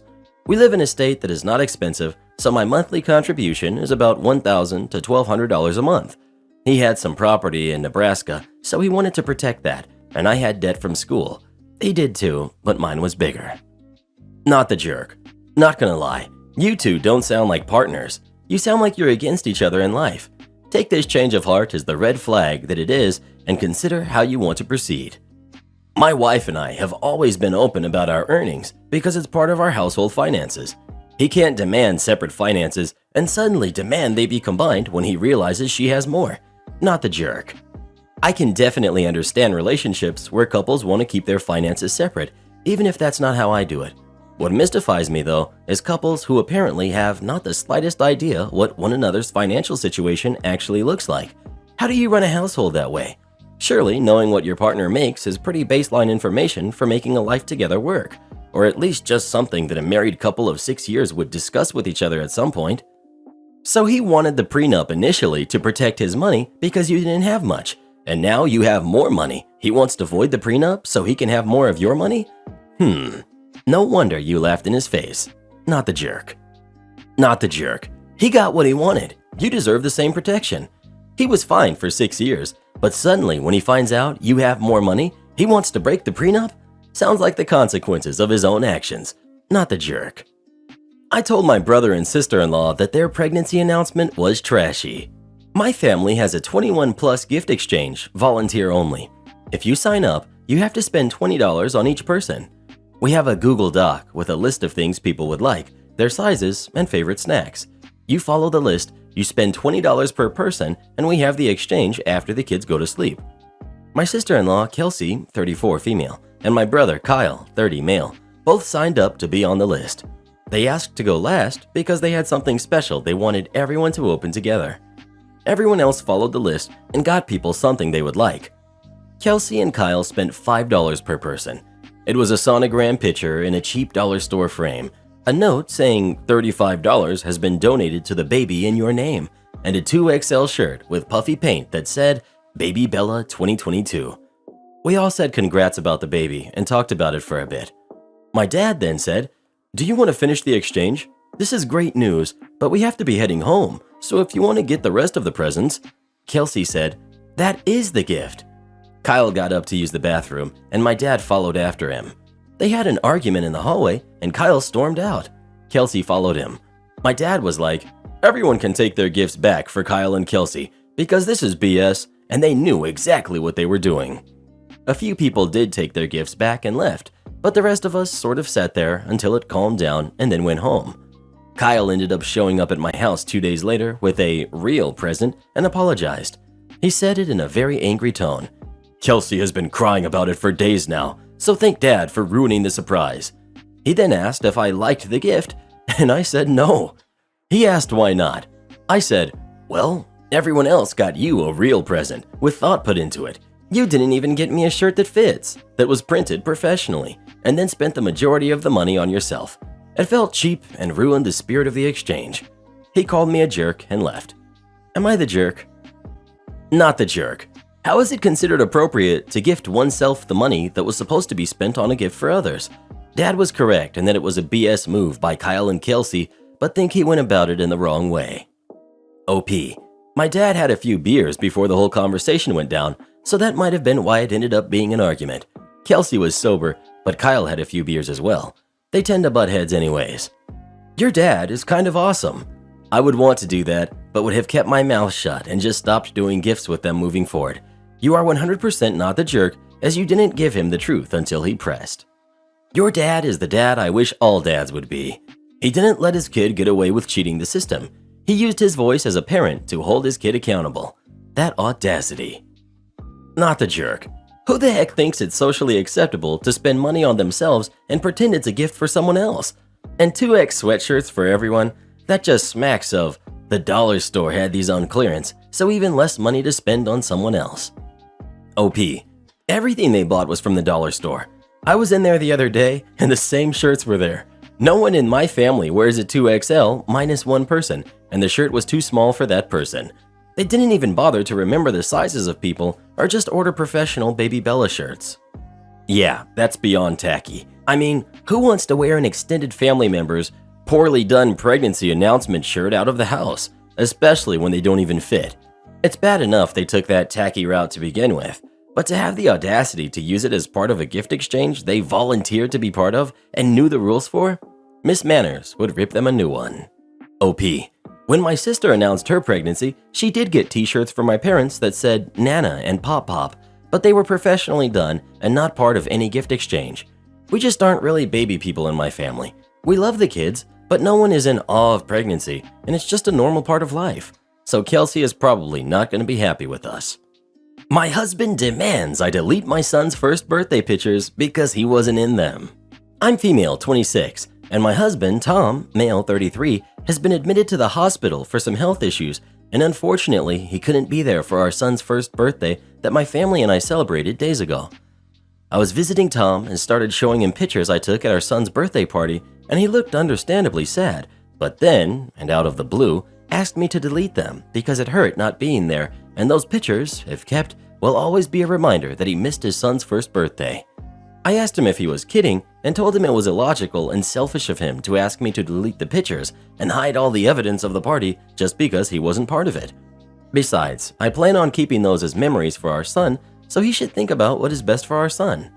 He argued that our son won't remember this anyway, and I should admit that the party was just for me and my family, and that I want to keep those pictures out of spite and to be able to use them in every argument to prove to our son and everyone else what an awful parent he is to miss his son's first birthday celebration. I kept my cool and just said no. He snapped and yelled, saying I was disrespecting his wishes and that as family, we do everything together or don't do it at all, period. Still demanded I delete those pictures, every last one of them right then and there. But I said no and left after he started calling me names like heinous and another word he shouldn't have been calling me, and said I was devoid of any sympathy and understanding for his circumstances. He sent his parents over to make a scene the next day. His mom lost it on me and accused me of parental alienation. I told her and her husband to leave my place, but they said my husband sent them to do a job and they want to make sure it's done, then proceeded to demand I delete the birthday pictures in that instant. I said no, and his mom said he's the dad, and dad said those pictures need to go. She then tried to take my phone, but I lost it on them and kicked them out because they kept testing my patience and pushing me to my limits. I refused to respond to them as well as Tom, thinking we'll figure this out in my next visit to the hospital, but he's banned me from visiting until I wipe those pictures off my phone, and it irked me so much that I don't care anymore if I can no longer visit him. Mom and family are telling me to see where Tom's coming from and keep the peace and just delete those pictures because it's not worth it. But it wasn't like I posted them publicly on Facebook, so what the heck is this reaction? I mean, Tom can be overdramatic and his family are controlling, but am I the jerk? Not the jerk. He is gaslighting you by pretending this is about family when it's about him. He cares less about having missed the birthday, but more about how it could make him look. Please make sure you save those pics in some folder or cloud he doesn't know about or has access to. He might actually go through your phone and delete them when you're not looking. Or you could just leave him. Email them to a friend that you trust and don't tell him. That way, if he sneaks into your phone and deletes them, you have an online backup and a friend has an online backup. Yup, make as many backups as possible. Thumb drive of pictures in a trusted friend's house, multiple cloud accounts, start a Shuttlefly album, email to yourself, then archive the email so it's not showing up in your inbox. Then think about whether you really want a man/family like this in you and your son's life. Not the jerk. I lost the last pictures of my dog due to a crappy boyfriend that was almost 12 years ago now, and I still will randomly start crying about it. For all that you hold dear in this world, please send them to friends, a secret email account, post them on a private folder on Imager or Flickr. Do all of these things so that you have multiple places of backups should someone get a hold of your phone and delete them. Do it right now. Not the jerk. Please make backups. Not the jerk. Your kid shouldn't be denied photos of his first birthday because it makes his dad sad, especially since deleting the photos won't fix it. Well, what do you think? Should OP delete the pictures or not? Please let us know. What she should do is leave this bozo and file a restraining order. This guy sounds like he belongs in a Lifetime movie. Am I the jerk for refusing to go to my mother's wedding because my sister and her service dog will be there? I'm 20, female, and my sister, who's 18, has quite severe epilepsy. She has taken medication, but for some extra protection a few years ago, when I was 15, my parents and her doctor decided it would be best if she got a dog that could warn her when she would have episodes. They also said some of the side effects of the medication were not ideal. I, however, am severely allergic to dogs. Most dogs I cannot be around. However, my grandmother had a purebred poodle that I never had any reaction to, so I asked that the dog they get be a poodle so that I can live in the house without being miserable. They did look into it, but they found no groups near us that purebred poodles for service work. So they got an F1B Golden Doodle that's 25% poodle and 75% golden retriever. My father was against the dog and wanted to at least wait until I had gone to college, but my mother and the doctor insisted, so we got the dog. The dog still caused an allergic reaction because of the golden retriever, and there was no allergy medicine that completely worked and had no drowsiness side effects, and since I had school and work and sports, I couldn't take it. When my parents got divorced, it was still an issue because the dog was at both houses. When I went to college, I tried to avoid going home because I would have to be around the dog, and when I did, I only went to my dad's house. My mother is getting married again in April. She invited me and my sister. I was surprised she wanted me to go since she said she was keeping it small, but she said she really wanted me there. However, my sister and her dog are going to be there, so I politely declined and I made plans for that day. My mother is very upset and says she wants me to just take medicine to get over it and that I'm being unreasonable. I don't think I am because I don't want to go, and I don't think I should have to take medicine to be at the wedding of someone who doesn't care about my medical needs, but she thinks I should just suck it up. Other family members think I'm being ridiculous as well and trying to hurt my mother by refusing to go. Am I the jerk here? Not the jerk. The dog isn't there as a pet. Her doctor confirmed that getting one was required due to the severity of her epilepsy. You can't be around the dog because of your allergies and have said as much. It seems like a no-win situation, whatever you choose. The only way you may be the jerk is if you can take medication that would help for a couple of hours and are choosing not to out of principle rather than an issue with side effects or similar. With OP's comments throughout the post, it does seem like she could take medication, but is being petty about the dog because she feels her family didn't prioritize her allergies over her sister's service dog. Even though OP clearly states that her family tried to find a dog to suit OP's allergies, and her sister's doctor recommended not waiting to get the dog until OP was in college. And in that case, even though I think OP is leaning into their resentment of their family and using the dog allergy as the excuse, I definitely don't think they should go to the wedding. They'll just resent their mom and sister more. Just hold firm to your word and deal with the consequences. I think you're right, and that OP can't go to the wedding with this much resentment, but that's why I think the opposite. She actually needs to talk with her family about this. She can't avoid family events for the rest of her life, so she needs to really discuss it with them. Now, if they can't come to a solution before the wedding, then she shouldn't go, but the family really needs to talk this out, possibly in therapy. Am I the jerk for thinking the car was a gift? I, 26, female, am from Connecticut. I'm the daughter of two extremely frugal and cheap parents. Growing up, the gifts were more about a low price tag than actually getting me something special, something I wanted, or something related to my interests. It made me feel bad because I'm an only child and I felt like my parents didn't know who I was and didn't put in any effort into making me feel special. I often got made fun of growing up because my parents refused to buy me clothes, so I always looked disheveled. My mom always vented to me about money as a kid, and I learned to stop asking for things, even money for lunch, because they always complained and accused me of being spoiled. 1.5 years ago, on my 25th birthday, my parents were out of town on vacation at their second house. I didn't know what I wanted and didn't ask for a gift, so I didn't expect anything other than a happy birthday text. I got a card, and inside it were 2 photos. One was of a used Volkswagen, and the other of a used roof rack with a couple missing pieces. A week later, they dropped both off, and I've been using them ever since. I started crying because I didn't think anyone has ever given me anything so nice or special. I was tearing up because they knew how much I loved my old station wagon and was sad I was forced to sell it. I also had a really difficult childhood, and I felt like it was a gesture that they were trying to make up for all the strained years we had. I felt so surprised because I really expected nothing, and I cried about it to my friends. Fast forward to today. My dad makes a joke about selling the Volkswagen, and after a few other exchanges, I realized the car was never mine. My parents start making fun of me for thinking anyone would receive a car as a gift, and once again suggest that I'm spoiled and entitled. Apparently, the used roof rack was the gift. Now I'm upset because I feel like they toyed with my emotions, and the special warm feeling I had doesn't mean anything now. I told them if it wasn't a gift, they shouldn't have included the photo of the car in my birthday letter.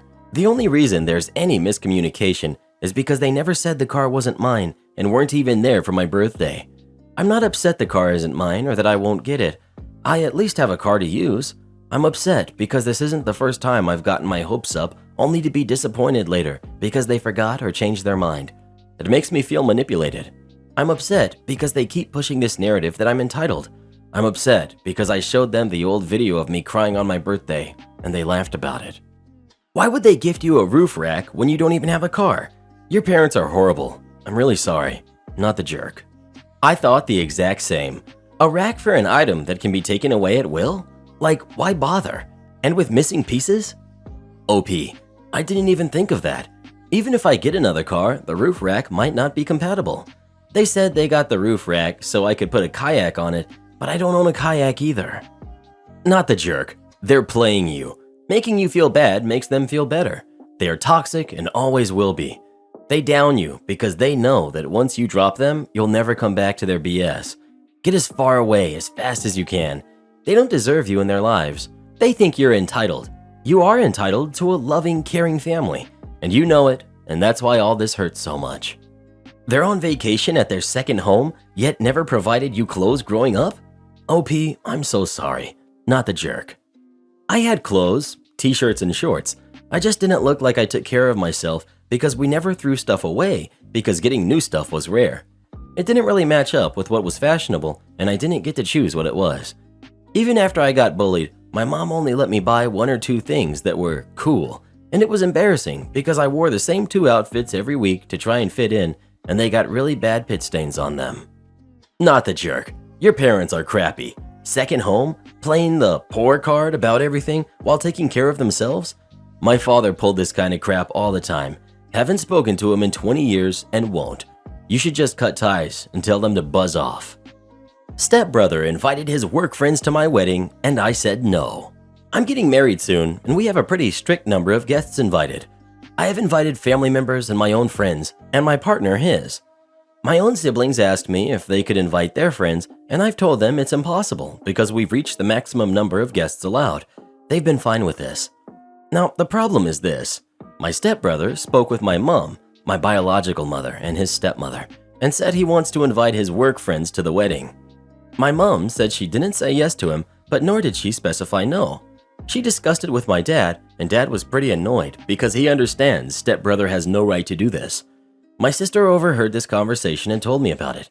I messaged stepbrother and told him the guest list is full, so he cannot invite anyone, and other siblings have been told no too, so I won't make an exception for him. He called Dad and told him about my message, stating he has already invited his work friends now, and he can't disinvite them. Dad has said he will discuss with me and let him know. When Dad asked, I told him no straight up. The guest list has been exhausted, and I will not disinvite people I want at the wedding just because stepbrother wants his work friends there. Now Dad and Mom are saying I should let stepbrother invite his friends, as he's already told them, so it will be an embarrassing situation for us all, and not everyone on the list will come anyway, so there will be spare seats, something we can't be certain about. They are emotionally blackmailing me, telling me let it slide this time, despite stepbrother being in the wrong. I've said no to Dad, but I feel bad.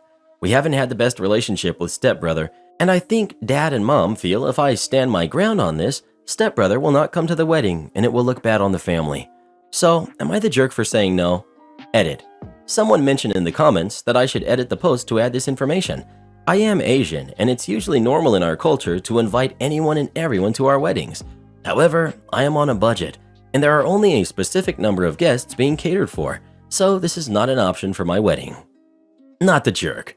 If he had the nerve to invite people without your permission, he can use it to disinvite them just the same. Either that, or they'll be turned away at the door. This is exactly what I said to Dad, but as I mentioned in a previous comment, because I am Asian, my parents feel it looks bad on us and our reputation if he turns around and disinvites them. My point is that he shouldn't have even invited them in the first place, so he can face the embarrassment and disinvite them. Idiot neighbor sells us back our rubbish and says we owe him money. I used to have a crazy neighbor who caused a lot of problems in this block, but thankfully he left. Now I have an even more crazy junkie neighbor. He goes in the bin room and rips open every bag of rubbish and goes through it all, including people's mail, then says he's going to use people's details to get a loan, etc. Wouldn't work, but that's not the point. He then goes door to door in this block, trying to sell the stuff he just pulled out of the bin for this building. So he's literally trying to sell us back our own rubbish. Everyone is mad with him for the mess he makes in the bin room and for trying to sell us our own rubbish. But even worse, he now keeps telling people they owe him money when they don't, for his head kicked in recently for saying it to my neighbor's girlfriend. Then the other day he was trying to sell me crap while I was waiting for the lift, and I said no, so he went to my door after I left and gave my boyfriend a roll of wallpaper, then said my boyfriend had to pay him for it later. We didn't want his stupid wallpaper. My boyfriend said, "Nah, keep it." But this idiot neighbor was like, "Your girlfriend owes me 25 pounds, so you just need to give it to me now." I have never owed him anything. In fact, he still owes me the 10 pounds he borrowed when I first met him. But more importantly, he's already had his head kicked in for him saying someone's girlfriend owes him money when she didn't. Why is he still trying it? I want a normal neighbor for once, who doesn't try to demand money from everyone. Oh yeah, he also feels entitled to demand my meds, saying he needs them so he can get to sleep. And if I say no or give him 2, he's like, "But you gave me 6 before." I'm prescribed them because I need them, not so some idiot can take them off me. Sorry, I kinda rushed this and probably didn't make it very interesting. Edit. Just saw him again. He said, "Look, someone's put a unicorn doormat at my door. I think it was..." Insert name of the neighbor who beat him up. I told him, "You brought that in yourself the other day." He insisted that wasn't the case, and I said, "Yes, you did. I saw you, and when you went to my door insisting to my boyfriend that I owed you 25 pounds, you were loony as usual." Then he was all like, "OMG, sorry, I'm so embarrassed now," then kept apologizing. I just laughed and said whatever. Sounds like he genuinely doesn't realize how wrecked he gets and how much of a nightmare he is. Am I the jerk for not reassuring my boyfriend I was fine after he didn't help me after my car broke down by his house? I was driving to the store and my car crapped out on me. Turns out the alternator failed and the engine stalled out. I pulled over to the side of a remote road. It was cold and I wasn't dressed for the weather without the car's heater. Dumb of me to not wear a warmer coat or think to put a blanket in my car for the winter just in case, but it was supposed to be a quick errand. I called my boyfriend who lived very close to where I was broken down and he didn't pick up. I texted him saying I was broken down and I needed a ride. Could he help? He said no, he had a friend visiting. I said it was freezing cold and I needed to get out of the cold fast because the car heater was broken too. He said, "Can't you ask a friend? This is a bad time." I called a friend who was 35 minutes away and he got on the road right away, and we made plans to have his brother, who works for a towing company, get it for cheap the next day as a favor. We hung out for a few hours and then I went to bed early. I accidentally left my phone in his car, so when he left, he took it along. The next morning, I couldn't find my phone and sent an email to my friend to ask if he had seen it. He replied and said he found it in his car and he could bring it back on the weekend. I thanked him and apologized for making him make the trip twice. Anyway, I worked through the day and only checked my social media after the workday. I saw some panicked messages from my boyfriend on my Facebook asking what had happened. I didn't answer his text for 24 hours after the last thing I sent was, "Can you please come pick me up? It's freezing cold and I need to get out of the cold fast. Car heater is broken."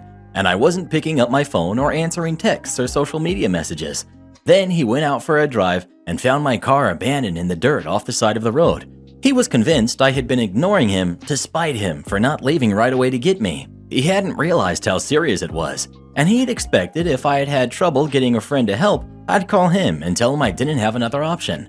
I said I wasn't being petty, I was just trying to deal with my own crap when my car crapped out on me, and I honestly wasn't thinking about him at all after he brushed me off for asking for help. He said that I was stupid for not thinking that he'd be worried to be ghosted for a day after saying I was in trouble. Am I the jerk for not telling my boyfriend I was okay after he didn't want to help me after my car crapped out? Entitled mother demands I give her my money. I should give a little backstory first. My parents had divorced when I was 10, I'm now 20, because my dad found out she was cheating when she told him my brother and sister, who were 7 and 8 at the time, weren't his. When asked for her reason to cheat, she said that she had found a man who was able to give her the high life, unlike my dad, a farmer trying his best to maintain a family while managing my grandfather's farm. When discussing custody over me in court, my mom said she wanted nothing to do with me and left my dad with full custody while she took my brother and sister with her and then married her side piece a month after everything was finalized. Of course, with the rise of social media, she only includes me in family photos to make herself look good, even though she tosses me to the side afterwards. I don't even have a relationship with my siblings because they look down on me for classist and petty reasons. Now, with that out of the way, on with the show. It was about 7:30 in the morning. I was feeding cattle and having a jam session when my dad came out to the feedlot to tell me someone was here to see me.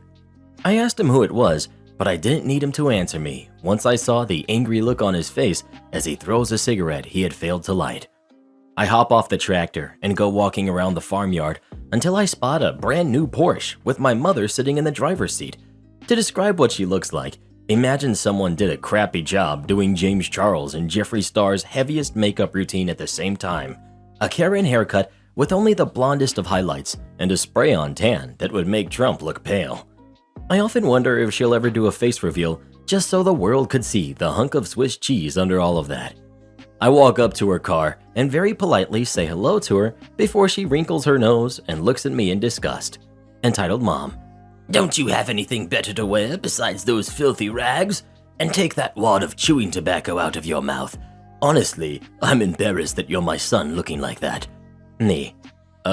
These are work clothes, and I was working, and I just put this chew in. It ain't even kicked in yet. Besides, what do you want? She looks me up and down with a disgusted look again before taking a deep breath before speaking. I need to ask a favor of you. In fact, it's rather important. The only thought going through my head was, she's part of a cult and needs me to be a sacrifice at tonight's meeting. Me. Well, what is it? Entitled Mom. See, your sister is going to be graduating this year, and I think it would only be fair you gave her the money your grandfather left you, since you obviously don't need it. I know what she's after now. My grandpa had put aside $25,000 for each grandchild that once they turned 18, they can use for college, buying a car, whatever. The only catch was you needed to either graduate high school or obtain a GED. Now, why would she be wanting this money, you may ask? Well, I'll tell you. She had asked my grandpa after the divorce that not only should her kids, my brother and sister, still get the money, but also he needed to beef it up a few grand. My grandpa, out of spite, took the money originally meant for them and put it all in mine and told her only his actual grandkids get the money. A few years later, when he passed, my dad had added some of his inheritance into it, so when I graduated, I ended up with $93,000. I have since spent $27,000 out of it on a tractor and put the rest in savings where I add on to it every paycheck. Me. Why would I give her any of my money? She doesn't even speak to me anymore. Entitled Mom. Because it would be only fair, since your grandpa denied her that money that she deserves, since she'll be attending college, unlike you.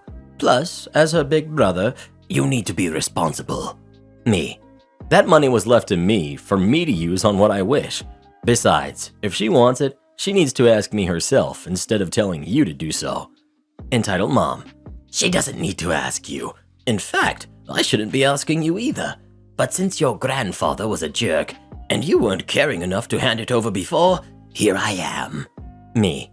Aren't you guys paying for her college? So why must I give her some too? Well, you see, I'm paying for tuition and housing, but she'll need some spending money, as she shouldn't be working a low-level job to have money for fun. Me. Then give her spending money too. But I'll already be spending a lot, as college is expensive.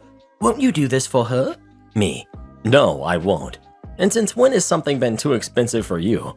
Just make your side piece work harder, like you did in the past when you wanted something big and flashy. How dare you speak to me like that? I'm your mother, and you should be thankful I gave birth to you. Even just a little bit will help. An idea came to mind. I falsely apologized to her and said she was right. I should give her something. I told her I'm going to run to my truck and grab the checkbook, and off I went. Once I was at my truck, I proceed to dig through the cup holders for pennies. Every little bit helps, right? Once I've gathered 20 or so pennies, I walk back and tell her to hold her hand out and drop the pennies in them with a smile. What's this? You said a little bit could help a lot, didn't you? So I thought you could have that. This isn't what I meant. A few thousand is more what I had in mind. She then throws the pennies at me and starts blaring the horn, screaming at the top of her lungs. I give her what she asked for. Honestly, where's a Pokeball when you need one? Because this one needs to be trained professionally on how to act. I'm just standing there watching her go on like this, and she's demanding money and calling me everything under the sun when she goes quiet, as I hear my dad yell out from somewhere, "Shut up, you jerk!" Taking this moment, I look back at her and say, "You never said thank you." Forget you, and you will give your sister what she deserves. Me. When you do a face reveal, I will. She told me to go forget myself and sped off, and that was the end of it. That's all for this episode, folks. Until next time, remember to pick up your popcorn containers and leave the theater in an orderly fashion. Am I the jerk for being upset that I'm not involved in my brother's wedding, which I am paying for? I, female 31, have a brother, male 29, and he's getting married next year. We lost our mom in 2012 and our dad in 2016. We are each other's only living relatives. I have a good job. I earn a lot of money, 150,000 pounds per year. My brother also has a good job, but doesn't earn anywhere near as much, 35,000 pounds per year. We were raised to always look after each other and share. My partner and I are child-free. Over the years, I've paid for my brother's master's degree, paid the down payment on his house. Our parents rented, so there is no family home. I will also be paying for my future sister-in-law, female 26, and my brother to have future rounds of IVF. Sister-in-law works part-time and earns about $15,000 a year. Her parents are not well off. My brother asked if I could contribute to the cost of the wedding. I said I'd pay for it, as long as it's small with 100 guests, and set up a wedding account for them, into which I put 25,000 pounds, which they both have access to. Sister-in-law's entire family are involved as bridesmaids and groomsmen. My husband and I are guests. Brother and sister-in-law have been going around venues with her family, and I get emailed the costing if it's selected. I told my brother I don't mind paying for the wedding, but I really feel weird that everyone else is involved in the decision, and I'm just involved with paying. Brother has said that I'm not our parents. I can't replace our parents, and that's why I'm not involved. Why can't I just do something nice without making him feel like crap? I feel like a jerk for causing drama, but also feel taken advantage of. Am I the jerk? Update. This is in the UK, in Northern Ireland to be exact. 35K is a good salary. I don't have student debt to pay off because I didn't go to uni. I was in the military before becoming a commercial pilot. My brother's salary will increase at his company. He needed a master's to progress beyond his current rung. Sister-in-law works part-time because she has a medical issue. She will never be able to work full-time because of this. Related, it is unclear if this is impacting fertility. In Northern Ireland, you get one round of IVF on the NHS, which they did. They paid for 2 more at $8,000 each. Sister-in-law family paid for another and stipulated they wouldn't be able to afford to pay for a wedding if that was the case. Brother and sister-in-law have been emotionally through the ringer with fertility issues. It isn't a cynical attempt to get money. For all of y'all talking about adoption, there is some serious BS about sister-in-law's illness, meaning they aren't attractive candidates. I am close with my brother, but do pay for things we do together. He has really been there for me emotionally, especially during some personal problems I experienced just before and after I left the military. Future sister-in-law was too. They didn't plan the engagement party. Sister-in-law's family did, and they didn't invite me because my husband and I are never available. We just have jobs that have us moving around a lot. Sister-in-law and brother were horrified. No one told them we hadn't been invited. They assumed we just didn't show up. But that was resolved, and we had a lovely meal together instead. My husband is supportive of our financial assistance. We are also helping his sister with her college costs, though why she had to go to the US when we have university educations that don't cost an arm and a leg right here is beyond me. Also, any of you who have paid your way through an American degree, I salute you. I still don't know what to do, but I do think maybe I'm not setting him up for success as I hoped, and also that I do deserve some recognition, even if it's just privately from him. We'll keep you updated. Not the jerk. You are not his parent, but let's face it, you have certainly financially supported him like one in so many different ways. And it doesn't sound like you are trying to control things, just want to be included the same as sister-in-law's family has been. Now that he's going to be a great big married adult, I think it's time you cut off your support and let him be the independent person he is. You're not the jerk. He wants to cut you out of even being involved, then he doesn't need your money. He has it right. You're not his parent, so stop acting like it. He's an adult, he can worry about his own finances. I don't think you should even pay for the wedding. If he's behaving like this now, he'll just cut you off and contact again when he needs help. So not worth of your effort and money. Not the jerk, obviously, but he is a major jerk. Having made a commitment to pay for the wedding, backing out would be a huge jerk move, especially as there was no discussion of what involvement OP would have. To impose retrospective conditions is not fair. However, going forwards, OP's sibling is not entitled to anything. I hope OP hasn't actually promised them anything concrete about the IVF. I disagree. It's just straight up disrespectful to take 25,000 pounds from your sibling for your wedding and make them feel like crap for wanting just to be as involved as the other side of the family. That is a massive amount of money in Northern Ireland where OP is. The least the brother could do is be respectful in return. Well, what do you think? Should OP still pay for her brother's wedding or not? Please let us know. I'd still pay for it, as long as it's at the courthouse. Am I the jerk for giving my cousin $50,000 against my wife's wishes? Had a belated Christmas gathering last week with my extended family.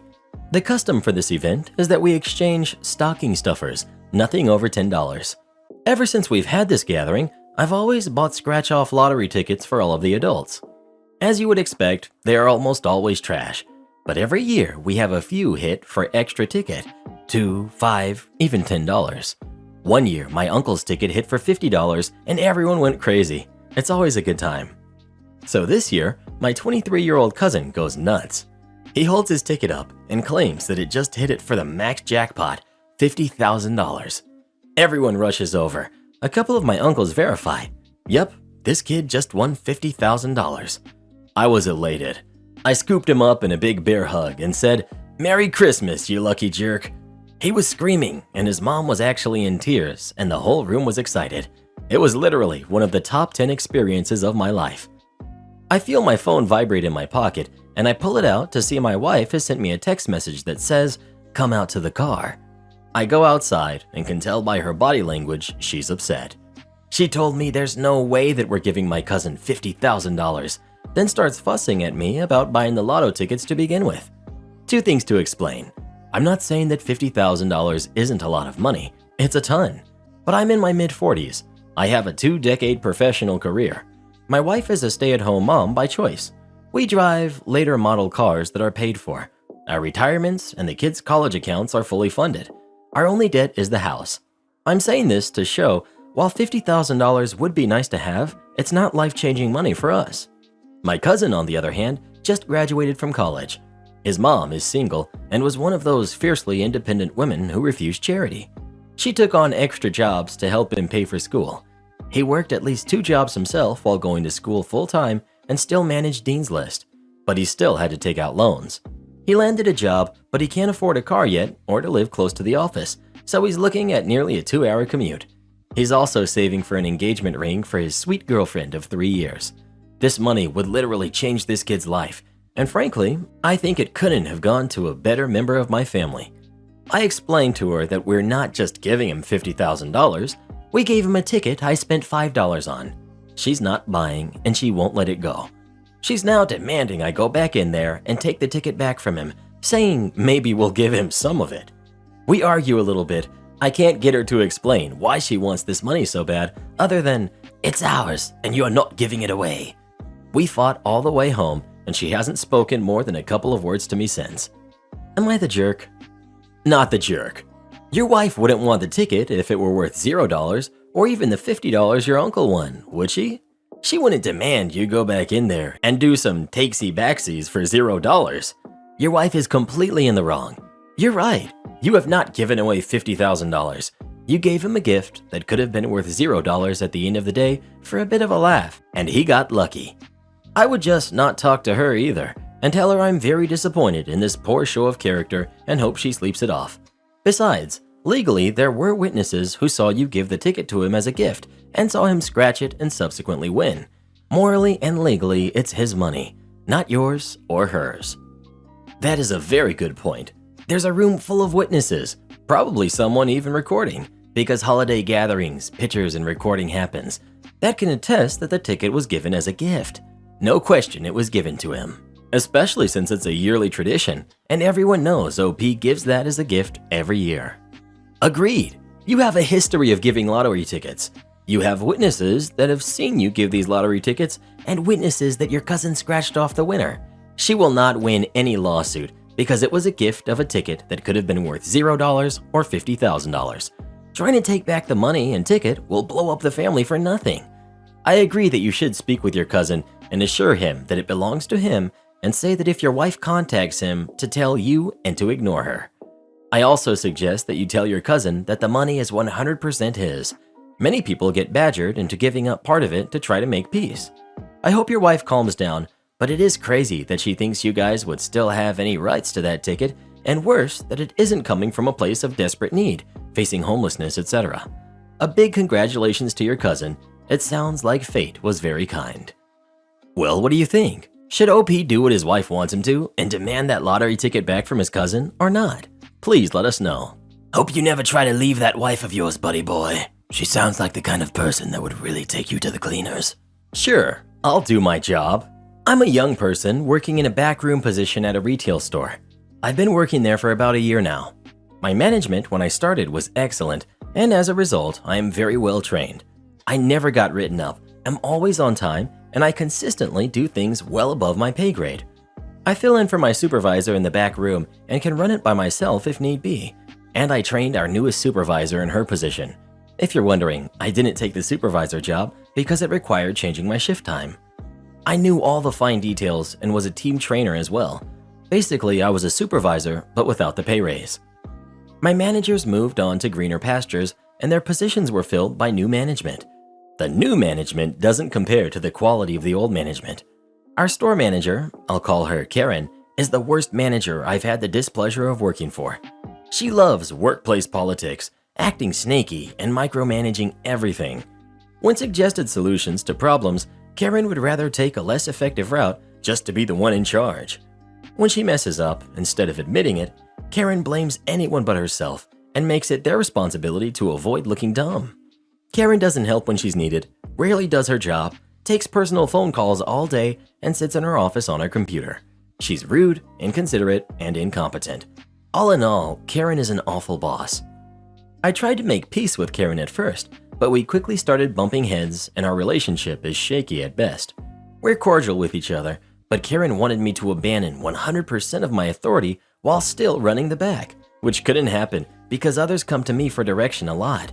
We don't speak to each other when we don't have to. Well, Karen messed up. One day in the back, we finished with a group activity. Simply put, I had to go to the bathroom. So once we were done, I told my supervisor I needed a quick bathroom break and headed out to the bathroom. The second I began my business, I got called on the intercom by Karen to come to the back room. I finished up quickly and got back to the stockroom. I was gone about 2 to 5 minutes tops. When I walked in, Karen was immediately interrogating me on where I'd been and what I was doing. I told her I'd gone to the bathroom, and she continued asking, like the answer was going to be different. Eventually, Karen said this absolute gem to me, which she couldn't have known would change the course of our time at this company forever.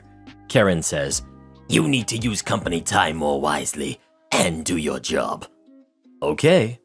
Remember how I said I was basically the backup stock supervisor at this institution?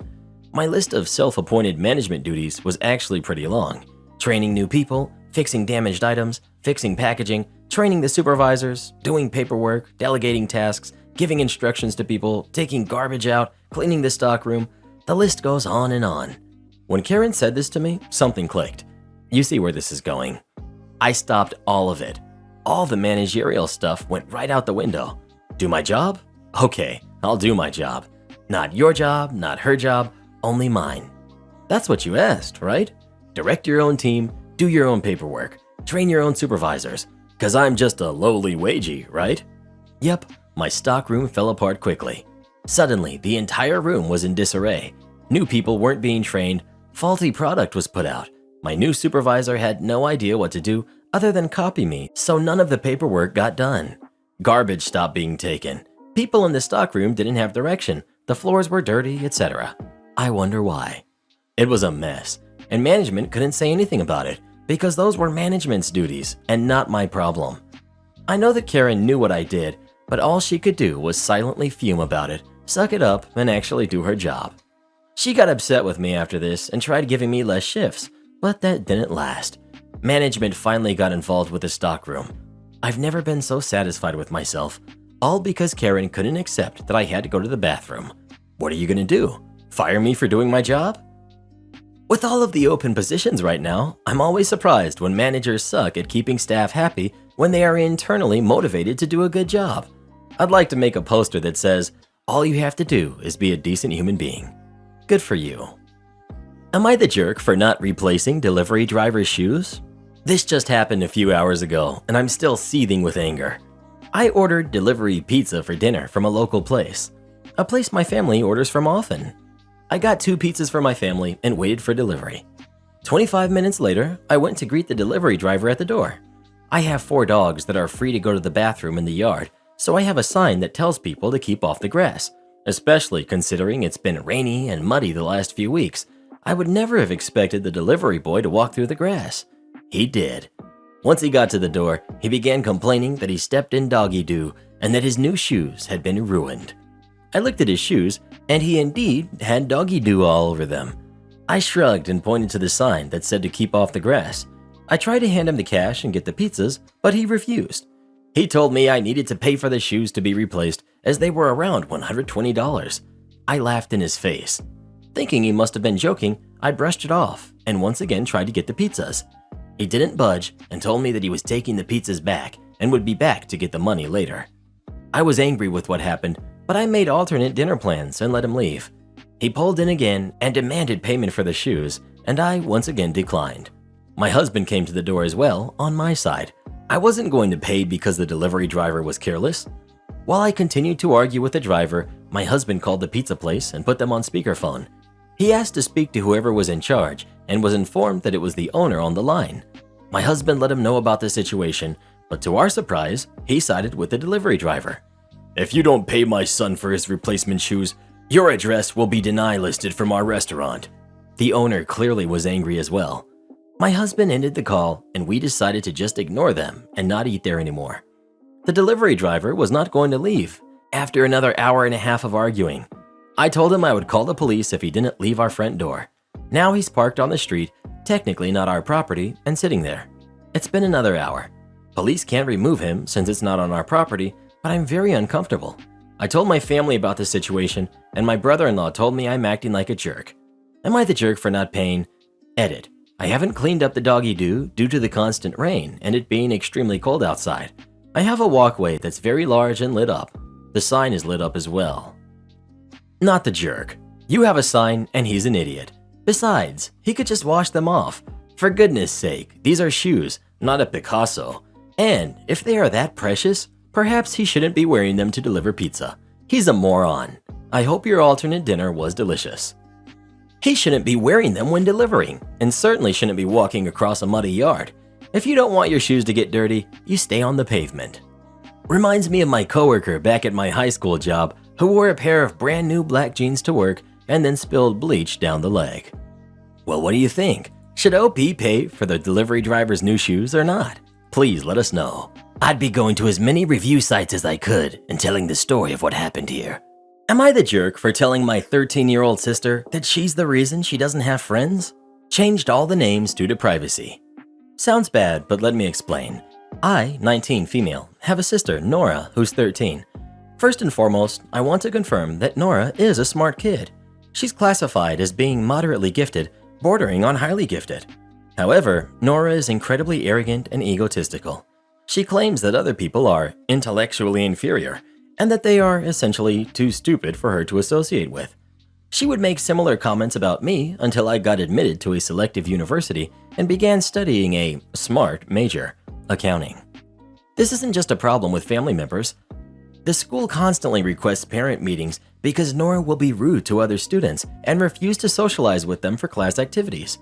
Whenever they come back from the meetings, our parents will complain how the school doesn't understand Nora and is trying to drag her down with the average kids. They'll pretty much reassure Nora every time that she shouldn't have to hold herself back.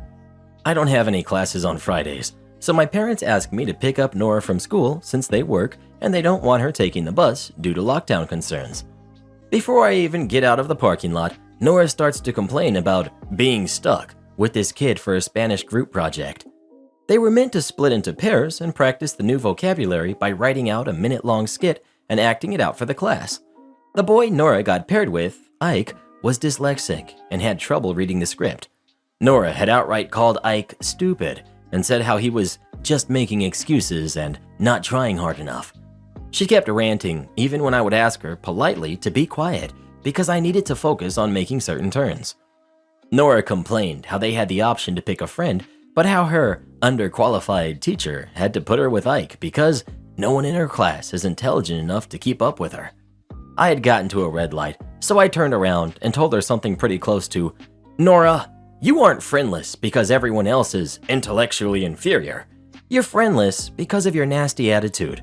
You may think you're the smartest kid in the room, but you won't go anywhere in life until you learn to treat people with respect, much less make friends." Something I've wanted to tell Nora for a very long time. My sister was stunned and was completely silent for the rest of the car ride. After dinner, once my parents were home and Nora was in her room, my parents basically laid into me for what I told Nora. They said how I was basically bullying Nora and telling her how she should hold herself back when she's exceptional. I told my parents that I wouldn't say anything like that again, but I still feel what I said was necessary. Am I the jerk? Not the jerk. 100% not the jerk. You gave your sister a reality check your parents should have. They're the true jerks in this story, raising a spoiled brat. Parents are setting her up for a rude awakening when she gets to college. Major setup for little fish, big pond. Or they will helicopter and Abel, and she will end up living at home the rest of her life because they have her convinced she's so special that nobody understands her. Poor kid. This may be an unpopular opinion, but I'll bet anything that, like most gifted people, she is in fact perfectly average. Every gifted kid in my school was either in the same year as the other kids their age or only one grade higher. Most were only classified as gifted during middle school or high school. They generally crash during the last year of high school or during college and go on to have very average lives.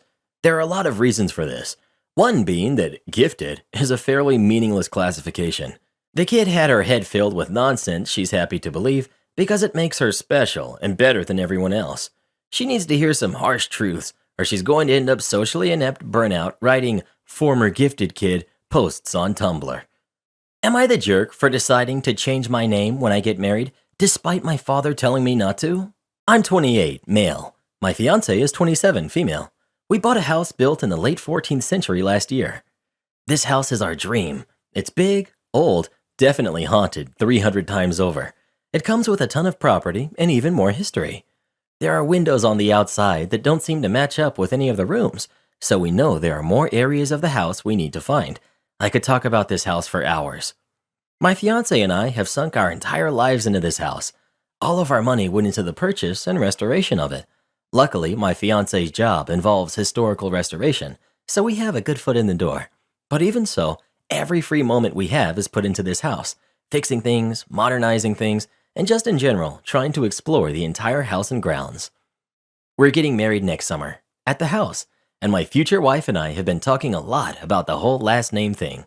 She said she's never 100% felt comfortable with taking the husband's name, and I said I didn't care at all if she chose not to. Then she brought up an interesting idea. She suggested that we both change our last names to the name of the house.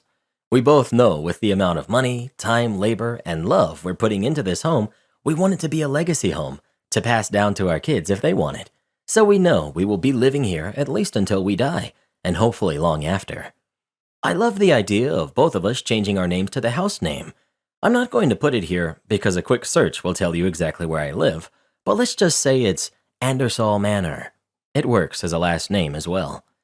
Her and I both agreed to this, but when it came time to tell my family my plans, my father got upset, since this means the family name on our side will end with him, since I'm his only son. It's not like our name is a particularly unique one, and there are some distant male cousins, and I'm sure some of them will have children, so it's not like the name will be gone forever. I'm not entirely sure why he's getting upset over this, since he's never been much of a family lineage guy until apparently now. My mom says I'm being a jerk and says I'm causing problems for no reason, and that she thinks my fiancé and I should both keep our names, with the implication our kids will take my last name. Am I the jerk here? Not the jerk. I understand that your father never expected to have the name end with him, and has felt entitled to this expectation due to Western traditions. However, we live in the 21st century, and when it comes down to it, the choice is solely up to you and your fiancé. Congratulations on the engagement and the house, by the way. Not the jerk. It's your name. No one has any say in it but you. What do you even care what your father thinks anyway? He isn't your boss. It's not his place to tell you to do anything at all. Do what you want, and do not tolerate any argument. Your parents are the ones causing problems for no reason. Do not let them try to blame their crappy actions on you. Incidentally, changing your name to match your house is pretty cool and a neat way for you and your partner to start your lives together. Best of luck. Daughter doesn't respect our house rules, so I set up a camera. I'm married and we have 3 adult kids, all employed and moved out. 6 months ago, my 24-year-old single daughter asked to move back home for a year to help save for an apartment. We agreed and charged her only a small rent that I planned to give back if she met savings goals. This past summer, wife and I went on a vacation, and daughter, without our knowledge, held a party at our house. Upon return, we noted items in the house damaged or missing. Daughter admitted to what had happened and committed to pay for damages and stolen items. I was upset and felt the privacy and sanctity of my castle was violated. It made me sick to my stomach that strangers I didn't know were in my house and pilfered through my stuff. I got over it and we moved on. However, I made it very clear to my daughter that no visitors were allowed in our house in the future unless we were present and/or approved of in advance. Fast forward to the holidays. After Christmas, wife and I went on a 3-day getaway. Prior to leaving, I installed a wireless nanny cam device in the living room that is hooked up to the internet. I did it on my own without advising my wife and daughter, kind of like a trust but verify situation. After a day, I logged into the camera at about 9 p.m., and although there wasn't a party going on, my daughter had a guy in the house, and they were engaging in an activity I can't unsee. I quickly turned the computer off and told my wife, and then crap hit the fan. She accused me of violating my daughter's trust and dignity. She immediately called my daughter and advised that I was spying on her, and our mini getaway devolved into a series of mean-spirited comments and silent treatment. Upon our return home, daughter was in the process of moving out, and without getting into specifics, I'm apparently the equivalent of pond scum. In my defense, what I saw for all of those 5 seconds was not expected on my part. Daughter wasn't in a relationship or even dating. Further, she violated my explicit rule of not having guests over, and there was only a single camera that covered the living room, not an area where there is normally an expectation of privacy. Although it's embarrassing all around, I don't think I'm the jerk. I believe I was within my rights to protect and surveil my house in the manner that I did. Wife's position is that I had no right to put a camera in the living room without her knowledge, and daughter's position is that if she knew about the camera, she wouldn't have invited anyone over, but nevertheless believes she did nothing wrong, as she was a rent-paying adult and was entitled to have a single person over, and what I did was a gross invasion of her privacy. For the record, I didn't pass judgment. Daughter is a mature adult and could have engaged in whatever legal activity she chose, just not in my house involving another person. So here I am, just over a week later, looking for the opinion of strangers on the internet. Am I the jerk? Edit. Why didn't I tell my wife in advance? I guess I wanted to do an integrity check on my daughter. My summertime theft incident really shook me, as I had some silver medallions stolen from my desk that had belonged to my father. Very sentimental items. My daughter's take was that they were just things. It really took me an effort to get over it, but I did. I really wanted to know if my adult daughter was someone I could implicitly trust, and my concern was that my wife would tell her about the camera/test. The rent was $200 a month, all in, compared to the $1,000 a month plus utilities and parking that she was paying. A small amount, just on principle, that, as mentioned, I plan to give her back to help with her down payment for a small condo, verbal agreement only. If she had advised that she wanted to invite a single friend over, I wouldn't have had an issue if I'd known the person.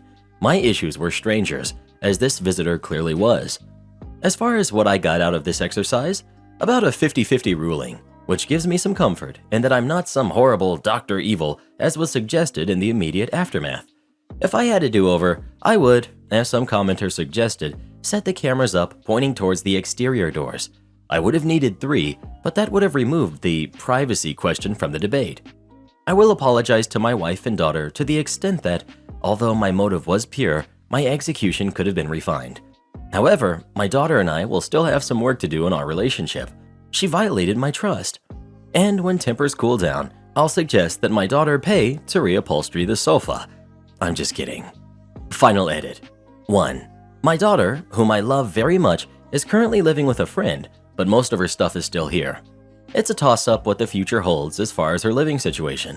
Just as I have softened my position with hindsight, so I believe has she.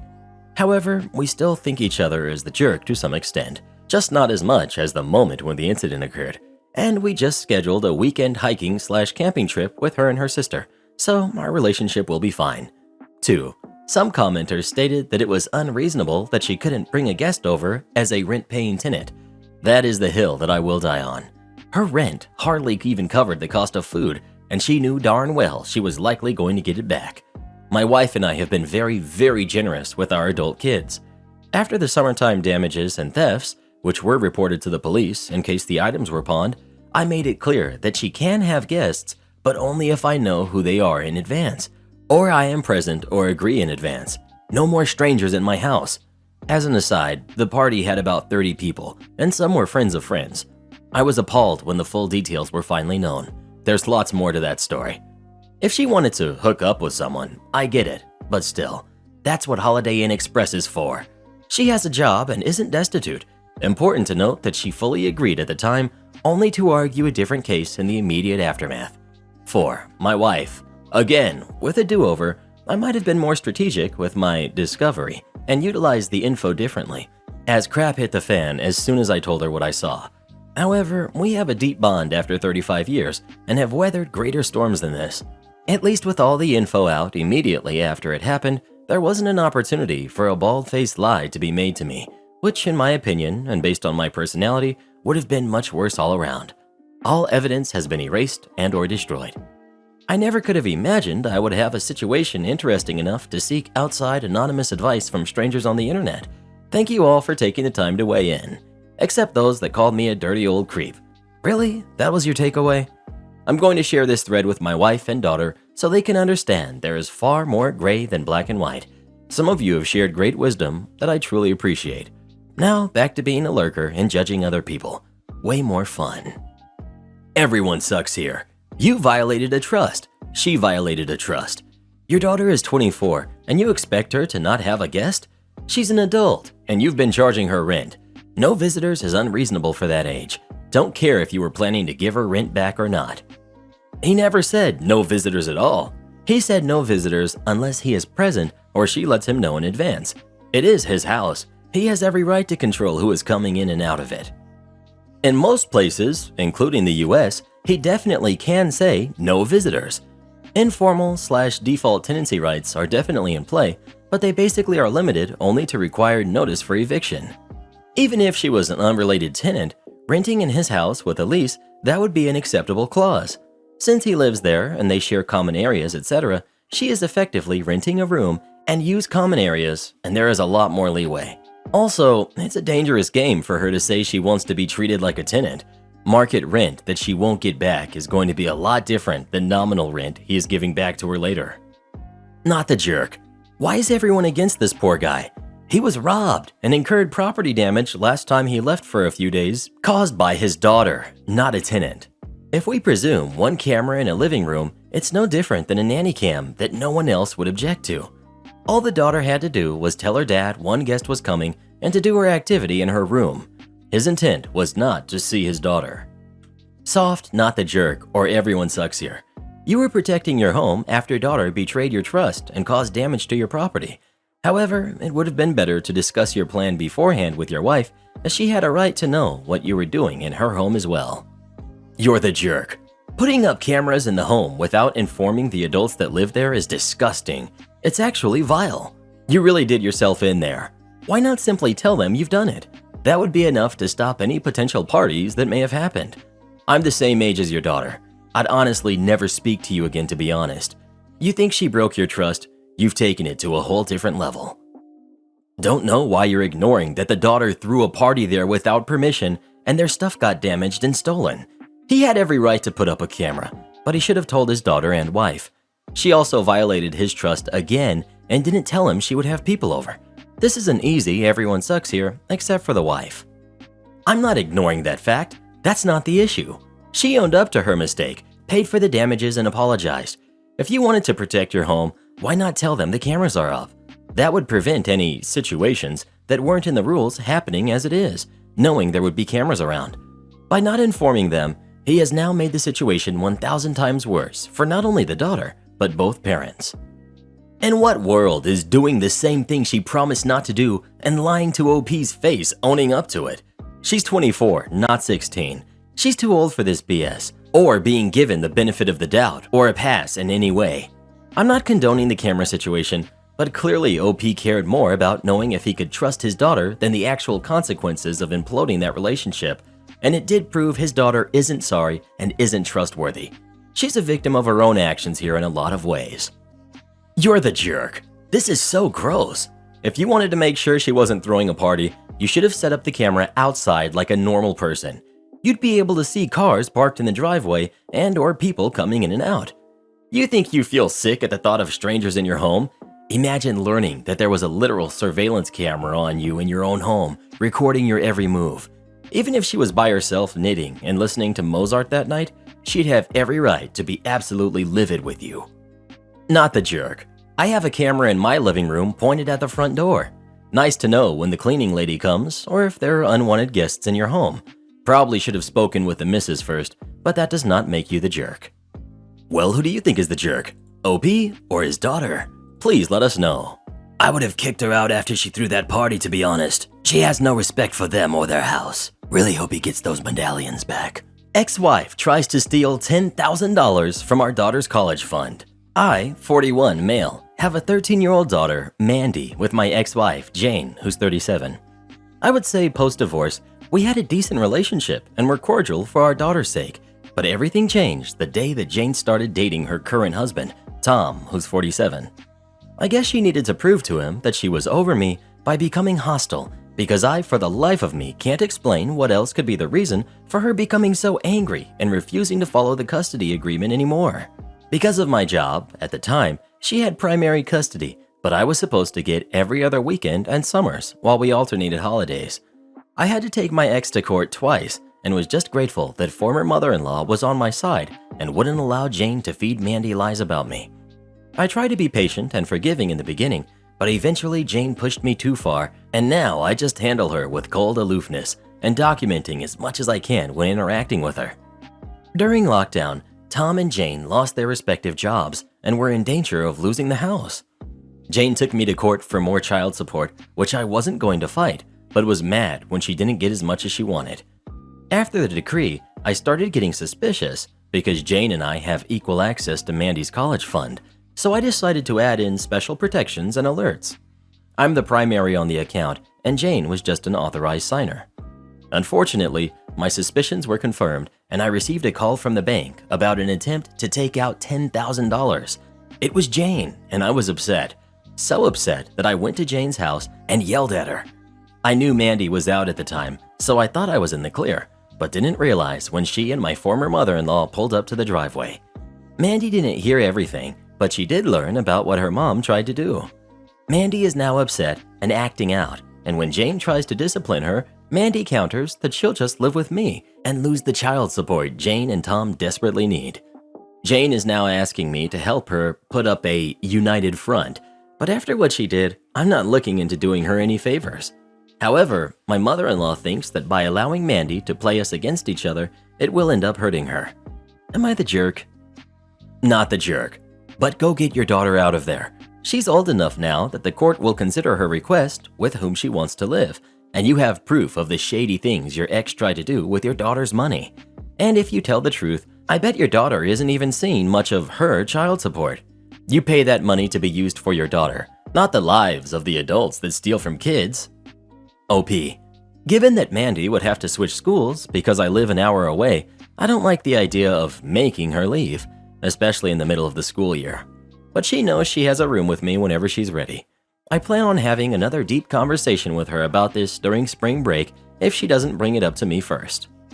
I would talk to her now. If she doesn't want to leave, that's fine, but you should include her in that decision. Don't decide over her head what might be best for her when you can literally ask her.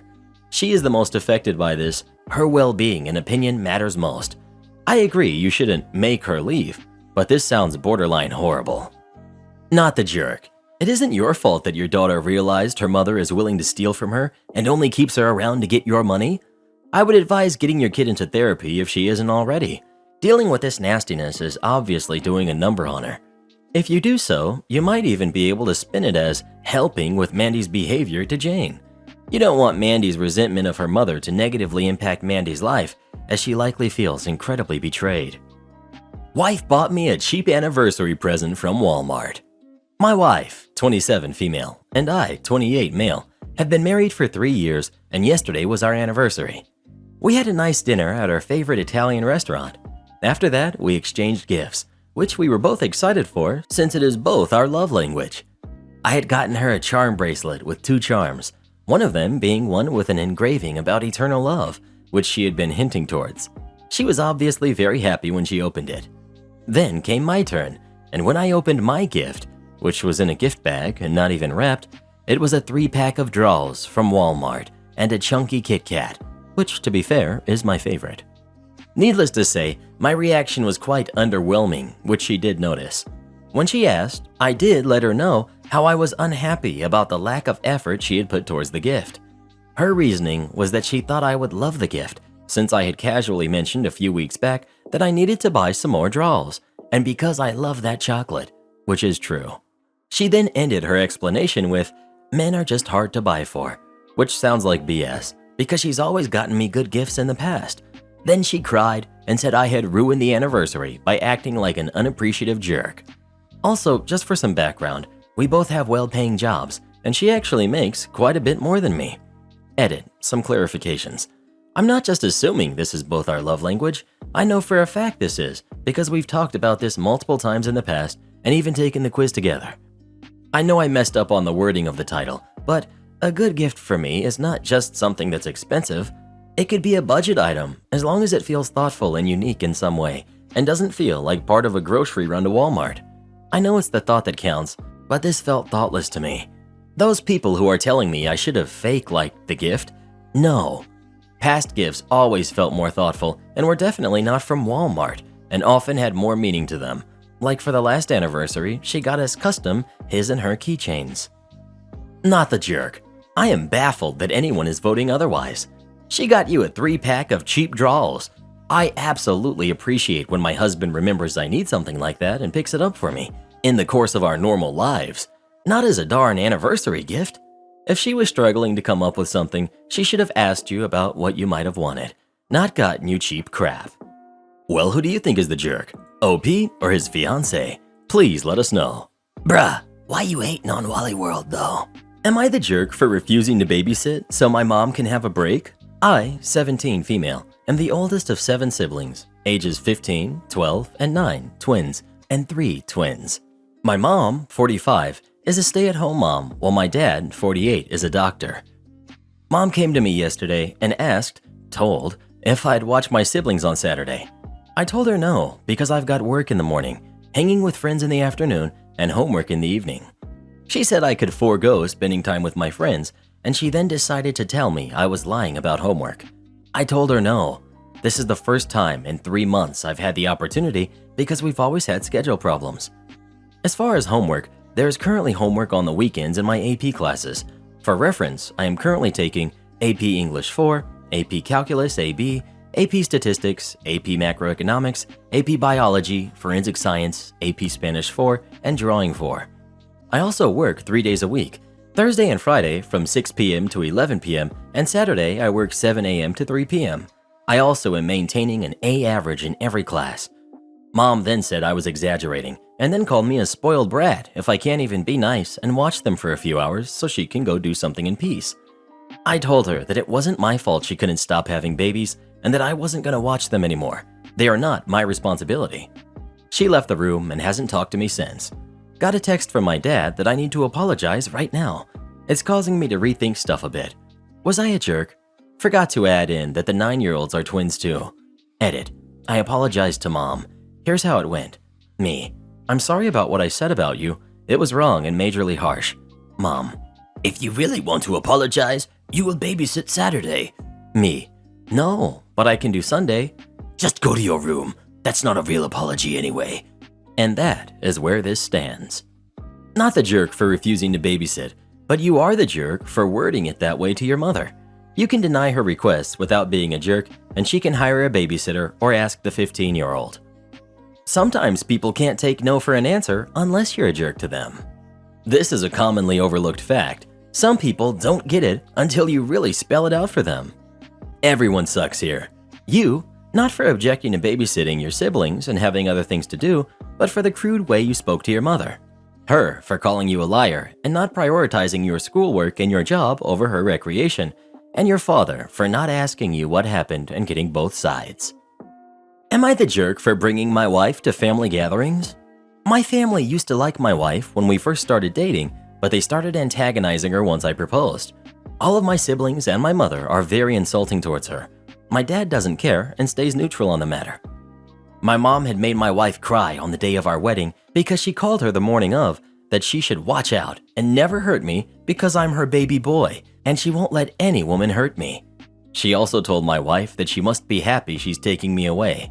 I told my mom off for her behavior and told her that I won't accept that anymore, and if she repeats it, I'll go no contact, which I obviously shouldn't say because going no contact with family is harder than it sounds. My mom apologized to my wife after the wedding and said she'd try to make it up. I saw my mom genuinely trying, but my wife wasn't interested in making up with my mom completely and simply said she'd have a typical relationship to my family out of respect for me and the fact that they're my parents and siblings. A few months after, whenever I made plans with my wife, my mom, my two brothers, and my sister would always complain to me about said plans and try to get me to cancel them. Those plans would include trying to have a baby, going on vacation, getting a pet, and so on. Never heard any of that, of course, and made my own choices with my wife. My siblings have told me that they started despising my wife and how she has a negative impact on me because she stole me from my family. I texted my siblings in the group chat we have that I want to be left alone, and that resulted in my sister and one brother calling me and losing it on me for making mom sad for my wife. My wife heard all of that.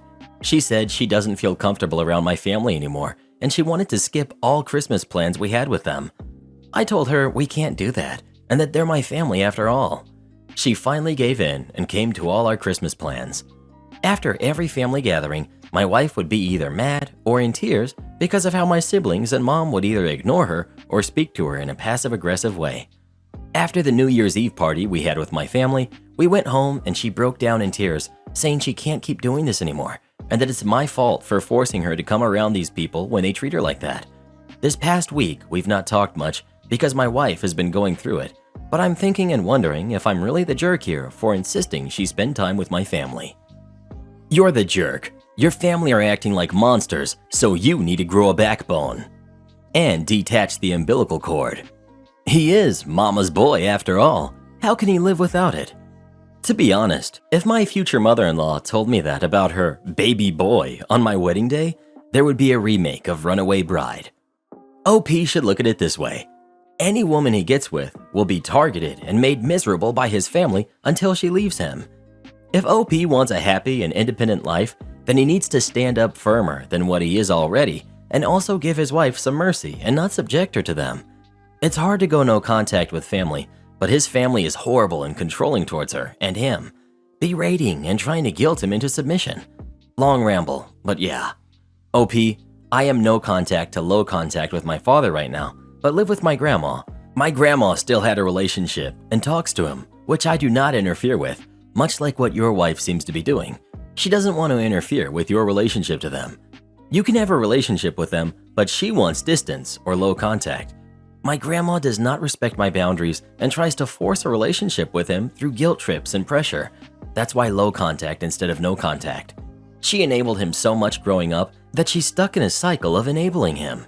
She says she does it because he is her son, which I understand, and you want a relationship because they are your family, which your wife understands. However, I've started to resent my grandma for pressuring me and making me interact with him, even though she knows it causes me mental and emotional stress and meltdowns. She sometimes tries to stand up for me, but usually caves or afterwards still expects me to socialize with him. I can assure you that your wife is starting to resent you for forcing her to interact with your family despite the way that they treat her, and that "I can't take this anymore" will mean divorce will come soon unless you sit down with your wife and talk boundaries about your family.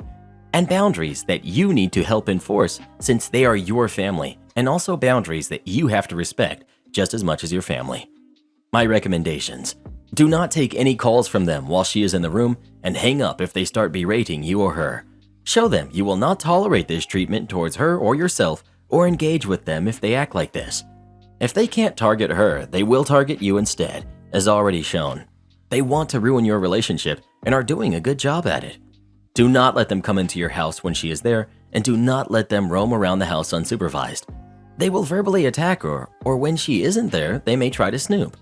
I personally do not want my dad in my apartment if I'm not there because I don't trust him to not break or snoop through my stuff. And he knows if he gets aggressive, I will stand my ground and call the cops. You and your wife should have that as an option. If they get aggressive in your home and refuse to leave, call the police. I know it will suck and cause more crap, but you gotta protect yourself and your wife. If you won't call, then let your wife call them. Tell her in advance that you won't stop her if she feels the need to, and don't resent her if she does. I also have my sister on my side, so I feel backed up. Your wife only has you, and feels like she has none of that on your side. She feels outnumbered and will eventually feel unsafe emotionally or even physically with you, or just being in your family by being married to you. OMG, yes, you're the jerk. You're forcing your wife to spend time with people that hate her for simply existing. You need to choose your wife over your family.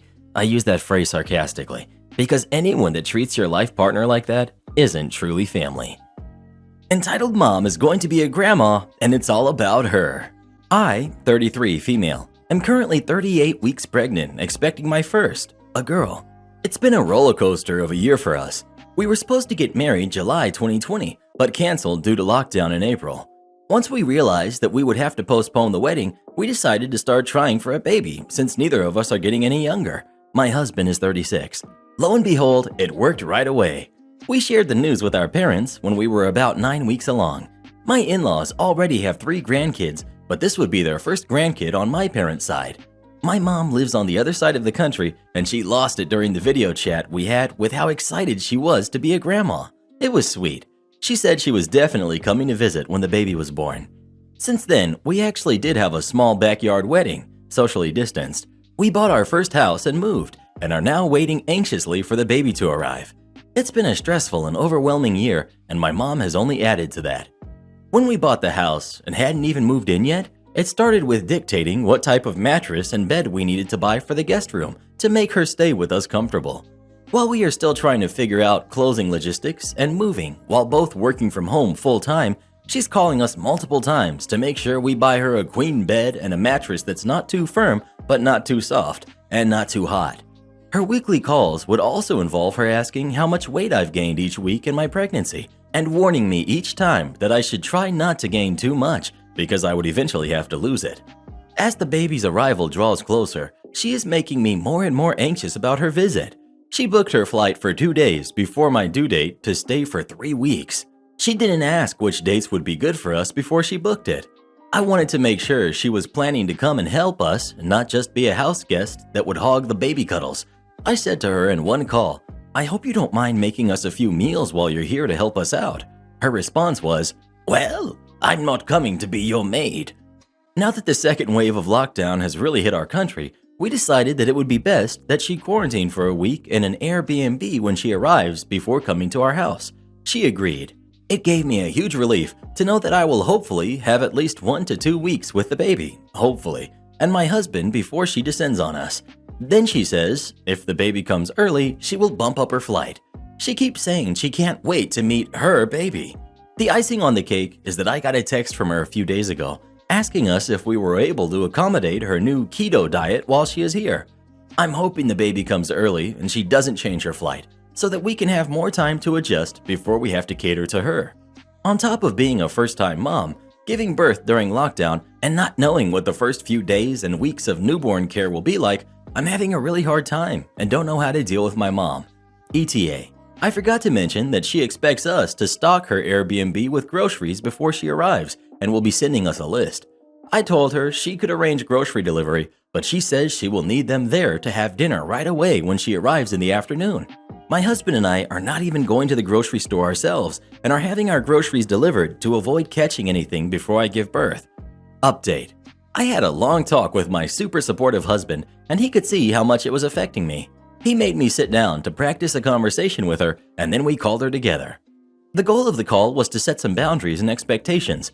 We indicated to her that we wanted to be on the same page with her so no one is disappointed or overwhelmed during her visit. I said that especially in the first couple of weeks, we would want to have as much time to bond the two of us with our baby, and we'll want to have the most time with her.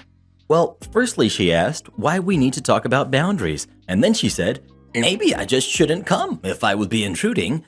My husband said, "That's not what we're saying, but why don't you tell us what your expectations are for the visit?" She said she pictured us being tired and overwhelmed, so she would take the baby while we nap or take a walk. I said that's very possible, but we will probably be feeding her and such, and the support we need from you will be more so supporting us so we can take care of her instead of you taking care of her. She repeated that she wouldn't be a maid. I told her that we had no expectations of her being a maid, but part of supporting us would entail doing some household chores. She ended up telling us that it sounded like she would be intruding and that we can let her know in a month or two when we were ready for a visit. Then she said, "Take care of yourself," and we ended the call. I am relieved that we have more control over when she comes and can wait until we are adjusted. I also feel insanely guilty because I know she's upset and I did not expect her to just cancel her trip when we try to set boundaries. In any case, I think it's for the best and I appreciate everyone's advice. Now, I just gotta get rid of the guilty feeling and focus on my new daughter's arrival. My fiance sold the expensive gift I got her. I, 28 male, and my fiance, 29 female, have been together for 3 years. There are many things that I love and adore about my fiance. She does have expensive taste and works to afford most of her clothes and jewelry. I work in IT for a state government agency. She works in her family's company and does work part-time. We equally pay for the bills, rent, and essentials. We are not planning on having an expensive wedding as we'd much rather save money to use on our honeymoon trip. My fiance's birthday was last weekend, and she has been asking me about this bracelet that will complete her set. The bracelet cost about $300, and I went to the store to purchase it for her. I bought her a nice card and gift wrapped the bracelet. We did a small celebration with a few of her friends, and she was very excited to receive the bracelet. She put it on and started showing it to her friends. I was browsing the marketplace when I saw the bracelet being sold for a little more. When I went to check the listing, she listed the bracelet for $500. I did confront her about the listing, and she got angry with me. She thinks that I was in the wrong for stalking her seller profile when I saw the listing appear when I refreshed the page. Am I the jerk for being mad at my fiance for selling an expensive gift? So she just got this item, which she had asked for to complete her set, and then turns around and immediately sells it? Wow, I'd be upset too. And yes, if you are linked to someone on a marketplace site, their stuff does show up for you to view. Not the jerk for being mad. Feelings are feelings. Her immediately accusing her partner of stalking her by viewing a page available to the public proves she knows it's wrong. Not the jerk. Well, if you choose to stay with her, you know only to give her unprofitable stuff, gift cards, personalized or engraved items, experiences, or cash. Not the jerk, because it honestly sounds like she asked for it just to sell it. She told you she needed it to complete a set, but then sells it single? She's not telling you the whole story here. Not the jerk. Normally, I would say that once a gift is received, it's up to the recipient to do what they want with it. However, in this case, it's really odd as you had just given it to her and she asked you for it. I could understand selling something if it wasn't to your taste. It would also be understandable if she said she wanted it specifically because she knew she could flip it for a profit. Instead, she's accusing you of stalking her. Clearly, she's hiding something from you, which is concerning. If there was a simple answer, she wouldn't be trying to turn this around and shift blame. Something is up, and you really need to talk it out with her, especially if this is atypical behavior on her part. OP. I bought her a nice pair of $150 boots that she wanted for the winter. I had not seen her wear them since they were purchased. I asked her where they went, and she said that her friend was borrowing them. It's really annoying. Something is definitely up. If she's having financial issues, you need to sort that out before you get married. She's definitely hiding something from you. At best, it's a shopping habit or a credit card debt, and at worst, it's something much worse. Either way, it's not good because she's lying to you. Well, who do you think is the jerk? OP or his girlfriend? Please let us know. I wouldn't buy her anything from now on, bruh. She foul. Ex-boyfriend insists I play a game he assumes he's better at. I complied. Every once in a while, I think about this story while I'm idly playing Sudoku on my phone, and it makes me smile. I realized it's perfect malicious compliance / petty revenge material. I don't want to go into too much detail here, but some background is needed. A few years ago, when I was in grad school, I dated a man who was several years older than me who had just finished his master's at the same school, completely different program, but both in the realm of STEM, and started a company based on that work. He seemed to have a chip on his shoulder about the fact that he went back to school in his late 20s and the fact that I was in a PhD program. I need to emphasize that I did not think I was better or smarter than him in any way, and I thought, and still think, he is incredibly smart and his company does fascinating work. But he still projected this inferiority complex on me, and it was one of the many things that soured our relationship. He was obsessed with feeling smarter than me and bringing me down a peg. The relationship ran its course within a year and the breakup was messy, but he insisted on remaining friends despite a lot of obvious tension between us. One day he asked me to help him pick up a moving truck he needed for work, and I agreed. But when I got in the car, we were kind of quiet for a couple minutes, so I pulled out my phone and finished the Sudoku game I had up on my browser. For some context, I am incredibly good at Sudoku relative to most people. This is because I obsessively solved Sudoku puzzles as a kid and just had a big book of them to solve on long bus rides to school, and it's still my go-to game to play while waiting in line, going to the bathroom, etc. I don't really correlate this with intelligence. My brain is just trained to recognize the patterns, and solving them is soothing. He looked over and saw I was playing and asked what app I played on. I said I just play on a certain website I like, and then when he asked why I don't use a Sudoku app, I tried to be as neutral as possible in my response and said that the website had a nice spread of difficulty and that every app I tried had either been all too easy or too hard. Admittedly, it's almost always too easy, but because of aforementioned inferiority complex, I was hedging this on purpose. He had a kind of, "Oh, really?" response and insisted I try the app he has on his phone because he was sure I would find it hard. So I maliciously complied. I opened up the hardest setting of the puzzle in his app and solved it in about a minute, beating the record on his phone by at least a minute and a half. I showed it to him and he seemed alarmed and basically said I got lucky. So I played several more times so that my times flooded the fastest times list until his were all gone. His shock and frustration at this was satisfying on its own, but many months later, when I had long forgotten about it, he randomly sent me a screenshot of his puzzle in that app with a faster time, except it was for the easiest puzzle setting. So, of course, to be petty, I immediately downloaded the app, played on the easiest setting, beat his time by a significant margin again, and sent a screenshot. Was this mean? Maybe. Was it satisfying? Yes. My wife embarrassed everyone during our son's birthday dinner. For starters, I just want to say we do have money and don't have a need to save money. My wife, 42 female, currently works as a part-time nurse. I, 42 male, work in the local police department as a detective. We have 2 kids, a son who's 12 and a daughter who's 13. My wife has started wanting to save money and it's starting to annoy the kids. An example, we were giving the kids $10 each week for allowance, but my wife decided that $10 was too much and lowered it to $3. I told her that I think the allowance amount is too low, but she disagrees. Another example is that she will buy meals to bring to the restaurant to be microwaved. We've gotten looks before and it's always turned down. It results in her making a fuss and will be asked to leave. I've told her that she needs to stop and that when we go out, I'm fine with her ordering whatever she wants. I normally pay for the groceries, the bills, and the food when we go somewhere to eat. My wife helps with small payments and will buy our kids cheap clothing. My daughter does like to wear designer clothing, and I normally will buy the clothes and then hear about it from my wife. My son was turning 12 and he wanted to eat at one of his favorite steakhouses. I did ask that my wife not bring any of her meals along to the restaurant. We arrived at the restaurant and sat down at the table. My wife gets up to use the bathroom and we order our drinks. When the drinks arrive, we give the waiter what we want to eat and my wife orders a small salad.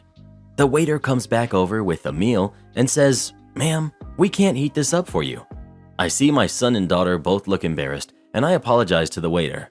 My wife spends the rest of the dinner staying silent and wouldn't touch the salad she ordered. When the evening was over and we got home, my wife and I began to argue about the evening. I told her that she was in the wrong for bringing a meal when I asked her not to. She started to argue back that eating at restaurants is a waste. I then said, "Well, you embarrassed everyone, including our kids. She asked me to leave the room, and I'm now staying in the guest bedroom. Am I the jerk for telling my wife she embarrassed everyone during son's birthday dinner? Not the jerk, but she sounds mentally unwell, frankly. Has she had a physical exam lately? This behavior is not normal.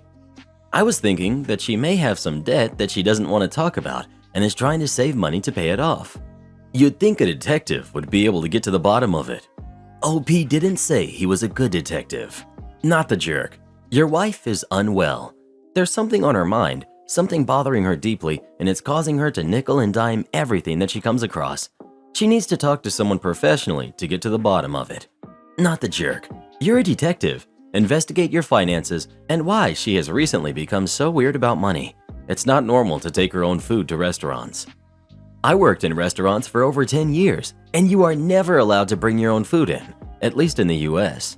Not the jerk, but your wife is acting odd. Is it possible she's hiding a major debt from you? Any chance she would be laid off soon? You should ask her just how much she wants to save, and if you haven't by now, check all of your financial accounts to make sure she didn't drain them and all of this odd behavior isn't an attempt to replace it before you notice. Professor made me write my entire final project in ICU.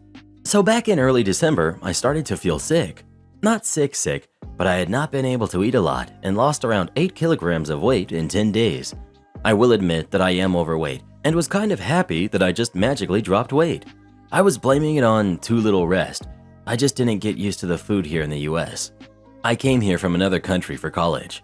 Or I might have digestive problems, might need to check them out. It was on the 13th that everything just suddenly went downhill. I woke up exhausted, sweating, and not being able to eat anything other than drinking bottles of water.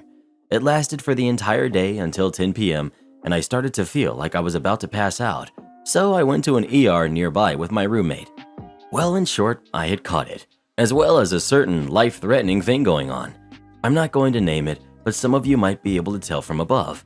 I immediately had a bunch of IVs put in and was moved to one of the ICUs.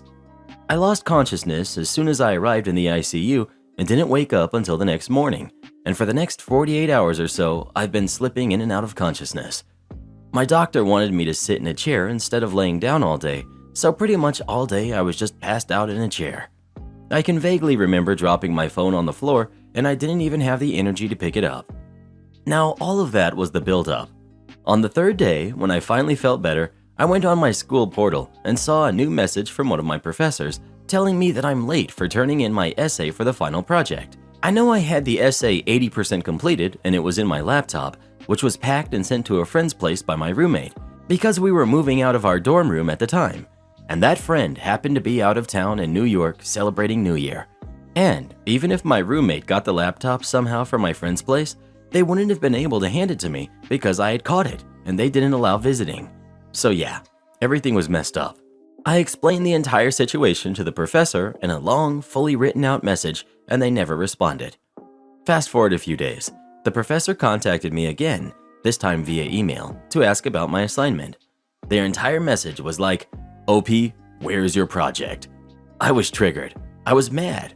Well, to be honest, I wasn't in my best mental state because of what happened the past few days. So I pasted my entire message that I sent to her in my email responding to that, just in case she hadn't read it in the school portal website. She went something like, "Well, too bad. I'm going to have to fail you on this project, because it has been assigned 2 weeks ago, and you should have done it then." Ma'am, I could have totally finished it before the deadline if I wasn't in ICU and in a coma for 2 days without my laptop. The doctors ended up deciding to keep me for a few more days after I'm no longer in danger, and did I make good use of that? I asked for a bunch of paper that, of course, had the hospital's name printed on them. I wrote my entire essay again by hand on them. When you write the same piece of text the second time, trust me, it becomes way easier than the first time. I made sure to write as neatly as I could, trying my best to guilt them in every way possible. Then, as I promised in my response, I took a picture of it, making sure that I accidentally included my hand that's swollen with the IV plugged in and a bit of my hospital robe, they call it a Johnny, and sent it away. I sent the assignment to them on December the 17th. Not until yesterday, way after the semester has ended, that they called and kinda sorta apologized. "I was too busy to check my messages because finals have been coming up, so I barely looked at your explanation, blah blah blah." I've no idea where they got my number, but fine, I'll take it. As of now, I have decided to gap the spring semester and go back to my home country for a bit. My health has been greatly affected by what happened, and going back home to take some rest might be good for me. I also get to spend some time with my mom, who has been very anxious since the first day I had the medical incident. The end. Now that I think about it, I could have typed it on my phone, but what's the fun in that? Especially when I have 72 free hours with nothing good to do other than watching TV news all day. This reminds me of the Reddit story where the OP had to go to a medical appointment, and when their boss insisted on them attending a Zoom meeting, they did, on a trolley and wearing a hospital gown. AT&T Partner Store tried to steal from me, asked me if I wanted to call customer retention, and I complied. This happened a couple of days ago in Hollywood, Florida. I traded up my phone for the holidays on AT&T's website and arranged a pickup in my nearest store. The receipt I had for the pickup said that the phone was being held until December 30th, so I go in on the 29th to pick it up. I needed to get to work, and I wasn't going to be available to leave work during business hours, so it had to be then. I was hoping the whole process would take 15 minutes. It didn't. I get there, and the individual, Alan, tells me that my phone wasn't available because I had waited too long and they had canceled my pickup, even though I had until the next day to do so. I show him the email that says that, and he shrugs his shoulders and he says that they canceled the order because they counted the day I placed the order as one of the days towards cancellation, which is obviously stupid. Then he offers to sell me the phone that I was trying to pick up because it's impossible for me to pick up the phone that was being held for me. I just want my phone, so I agree to go through the purchase process, and as it turns out, I will have to pay for the phone again and let AT&T refund the funds to the original order. Major BS, but again, this is all the time I have to pick up my phone. I asked him for the phone number for someone I can speak with about what is going on, and he tells me I need to speak to customer retention and gives me a phone number he pulls off a list. So he goes through the process, and by then I'm late for work. And he tells me he's having problems selling me the last unit of the phone I wanted to purchase. He then tries to upsell me. I tell him that I want the darn phone I ordered, and he tells me that he's having some trouble because the system is not letting him sell that unit. It's the last unit he has, so he needs to take extra steps to sell it to me. So now he goes on his phone and makes some phone calls to try and unlock this unit. Meanwhile, he leaves me alone long enough to find out that the phone number he gave me was BS. It led to a non-working extension for AT&T, and it would just stay on hold. I went on Googling and discovered this by finding the actual customer retention phone number and calling it. So now I'm speaking with a customer retention specialist, and I explain to him what is happening over the phone. The retention specialist confirms that, yes, my phone is available for pickup and has not been canceled. Meanwhile, on his phone, I can hear Alan speaking with someone at AT&T, and the person he's speaking with says over the speakerphone, "I can't allow you to sell that phone. It's being held until tomorrow for customer pickup." So I asked the person on Alan's phone to repeat that and confirmed that yes, Alan was trying to sell me the phone that I had already purchased and was there to pick up. Then I asked the customer retention person I'm speaking with if he heard the other individual's comment. The customer retention rep confirms that he heard what the other AT&T rep has said, and the retention rep asks me to confirm the store number I'm located at and the name of the person I'm speaking with. At that point, Alan, upon realizing I'm speaking with customer retention and retention heard everything he's trying to do with my phone, tells me to leave the store and tells me he's going to call the police if I don't. Customer retention rep on the phone hears him kick me out of the store. So I didn't get my phone that day, but I did have it delivered to my house next day UPS, which was nice. And I did get to have a conference call with a regional manager from AT&T, along with a supervisor at customer retention and a manager for third-party dealer locations, while the customer retention specialist confirms everything I was telling them. I didn't get my phone that day, but I did ruin someone else's, and that was way more satisfying. Edit. Dispute over ownership of a property during a sale is not a police issue. If I had waited for them and refused to leave, they would not have taken my side. They would have arrested me. Ownership of a paid-for item at worst is a civil court issue, and no cop is going to arrest some dude at an AT&T store for not giving me my phone unless he had lifted it out of my pocket. Please stop suggesting I should have waited for the police. I was already on the phone with corporate and late for work. I went to an AT&T store to trade in 2 phones. The salesman takes the phones, says they're worth X amount of money towards a new phone, then I purchase 2 new phones and settle up. Fast forward to when it's time to pay the bill. The bill is now 4 times as high as what it's been for years. The salesman changed my phone plan to the most expensive unlimited plan with hotspot and other crap I don't have a need for. Added an extra phone line even though I don't have an extra phone, and sold an Android smartwatch under my account. It took many phone calls, but the jerk got fired. The store manager told me that wasn't the first time he had done something like that in order to gain more commission. I also got a couple months of free service. Makes you wonder how many times he has pulled this stunt.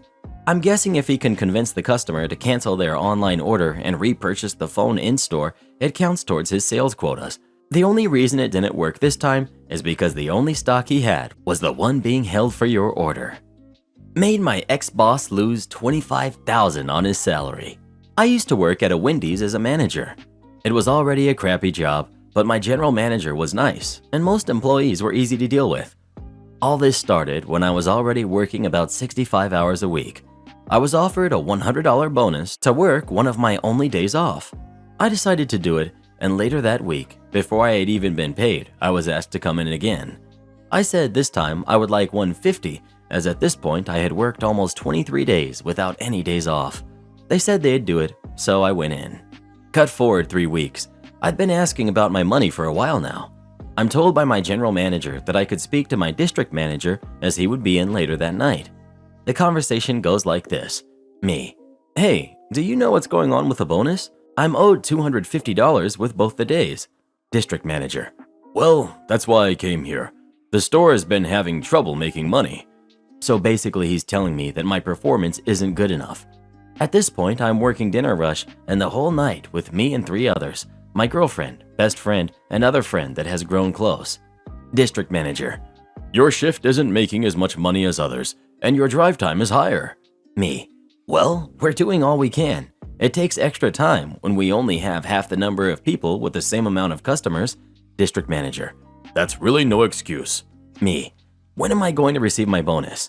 My DM was a very sheepish man, so he is very obviously scared when he tells me this. District manager: "We cannot give you a bonus until the revenue rises and drive time goes down." I'm speechless at this point. The rest of the conversation was a blur. I grew up on the south side. You don't mess with people's money. A day passes. I've had time to collect myself and speak to my entire crew. Everyone agrees to walk out with me, so I call my district manager. The phone starts to ring, but then it cuts off. He declined my call. So I called him again and again and again. Finally, I just leave him a voicemail. Me: "Look, Jacob, you need to talk to me. You have until 8:45 to call me back, or all of my night crew is done." At this point, it's 7:30. I go into my office and start watching my boss's email. She leaves it open and logged in. I figured he would probably email her before calling me. Around 20 minutes of watching this email, and boom, an email pops up. "Emergency, Lonnie." This idiot put my name on the email, so of course I read it. Long story short, in the email, it was him trying to make sure my general manager was going to be ready to go to work. AKA, he wasn't going to call me or give me my money. So I get all my people together and we walk out, leaving everything out. All the meat, all the toppings, the fryer, everything. The next day I turn in my keys. About a week later, I'm called by my brother. Me: "What's up?" Brother: "Jacob lost all of his stores. He has to go back to Indiana." My brother worked at the store as well. If you don't know, district managers' pay is based on the amount of stores they have and how much they make. When he moved to Indiana, his wages got reduced for $65,000 to around $40,000. All this for $250. Looks like Jacob doesn't know how to listen.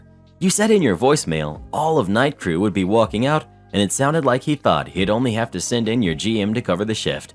If he wasn't satisfied with the numbers that a shift manned by 4 people did, what the heck did he expect to do with a shift manned entirely by 1 person? What Jacob should have done was pay you what was promised out of his own pocket. Now he gets to not only enjoy going back to the middle of what sounds like nowhere, but he gets to do it with a pay cut. Am I the jerk for deleting my newborn son's Instagram? My wife, 30 female, and I, 33 male, are what they call a low profile when it comes to social media. We both have accounts on most of the most famous platforms, but we post very little. I personally always had a stupid prejudice about people who record every step of their life, but I respect it. I don't spew hate on anyone for that reason or any other. Recently, my wife and I were born a baby. During pregnancy, we agreed that it is ridiculous to post several photos a day of the kid or to create exclusive social networks for this. Until the kid was born, we had very different values about kids' exposure to the internet. To exemplify, when she was pregnant, Clara only posted 2 pictures of her dilated belly. When Daniel was born, Clara posted several pictures of him, which annoyed me, but I didn't say anything. It was a mother who had just given birth, so I considered it normal behavior. But that didn't stop as the weeks passed, and I had to complain. Clara was very upset, said that she loved him very much and that he was the most beautiful baby she had ever seen. I just rolled my eyes. When our baby was 1 month old, Clara announced that Daniel had an Instagram profile. I exploded and said I didn't agree with any of this and asked her to delete it. She said I was being totally unreasonable and the kid was hers, so she would do what she wanted. I said that the kid is also mine and I didn't want so much exposure. We fought and she went to her mother's house. I also went to my mother-in-law's house and slept in the living room. I wasn't going to miss my son's moments because of a stupid fight. She got even more annoyed and we went back to our house, but she refused to talk beyond the essentials to me. A month passed and Clara assured me that she deleted the Instagram, but that she would continue to post at a lower frequency on her own profile. I agreed to this because it was the best middle ground possible. I came across my wife with 20,000 followers, and before I had only 1,000. I thought this was bizarre. I saw her transforming too. It wasn't just pictures and videos of Daniel. She was documenting her routine. I'm not a controlling person, and I'm not going to say what she can or can't do with her own image. The big problem is that I found out she lied to me. I was blocked from my son's Instagram to think it was deleted. When I found out, I took the cell phone from my wife's hand and locked myself in my bathroom. I deleted the profile of almost 30,000 of Daniel's followers while listening to Clara screaming outside. Nothing happened but silence. She won't talk to me. Her mother claims that Clara will develop postnatal depression after all this stress. I think this is all terribly futile, and I start to think I'm a bit of a jerk for caring so much about it. But at the same time, I don't want that kind of life for my son. I don't want Daniel's life living for the sake of being well on camera. I just want him to have a normal childhood. Am I the jerk? Am I the jerk for agreeing to go to a restaurant that only serves spicy food when I can't handle anything spicy? I'm 37, male, and my wife is 35, female. Her birthday was this past weekend, and she wanted to go to this specialty Sichuan restaurant because she is from that region. Sichuan food is known to be really spicy and is a lot more than I can handle. She knows I can't do spicy, and we've been trying to work on my tolerance with her cooking, but it's still not that good. I told her this and suggested we go to a regular Chinese restaurant, but she claimed it's not the same. She said there will be non-spicy options, and at worst, she can ask them to make it not spicy. She clung to me and gave me those cute eyes that I couldn't say no to, so I gave in and agreed. It's her birthday, so I didn't want to ruin her day. Well, turns out I did anyway. We were at the restaurant and the entire menu was in Chinese. They had an English one, but it didn't really tell me what was spicy and what wasn't. I let her order a few dishes. The food came, and it was all spicy. Even the ones she said weren't. I tried to eat it, but I couldn't, so I asked her if she can ask them to make it less spicy. She told me to take it slowly and to eat more rice, but I wasn't enjoying it and asked her again. She got a little huffy, but called the waiter over. The waiter kind of gave me a look, like one of those confused, "why are you here" looks, but took a dish back. It came back out, and it was not as spicy, but still has a kick. I think it was the sauce they're using or something. I told the waiter it's still pretty spicy for me, and the waiter said they can't make it any less spicy than that. My wife was getting embarrassed, I think, because the tables next to us were all looking now. When the waiter went away, I asked her if we can go to another restaurant. She said she didn't want to, since we're already here and we already have food on the table. I may be the jerk here because I started getting frustrated and saying that we've been out all day and I haven't eaten, and now I won't be able to eat because everything is spicy. She told me to just eat the rice and will get something for me after. I got really offended by that and I got up and left. Walked around for a bit to cool down, then came back to see her by our car. She was furious and said I embarrassed her. I said she knew I couldn't handle spicy, and she said I shouldn't have agreed to the restaurant. Am I the jerk for agreeing? In hindsight, I could have probably eaten the dish that came back with a lot of rice, but I wouldn't enjoy it. I don't think I can get used to spicy food. You're the jerk. Your wife is homesick and this was her birthday. You could have just eaten the rice or held out until dessert or get McDonald's afterwards. This seemed really important to her and you made a scene. Come on, dude.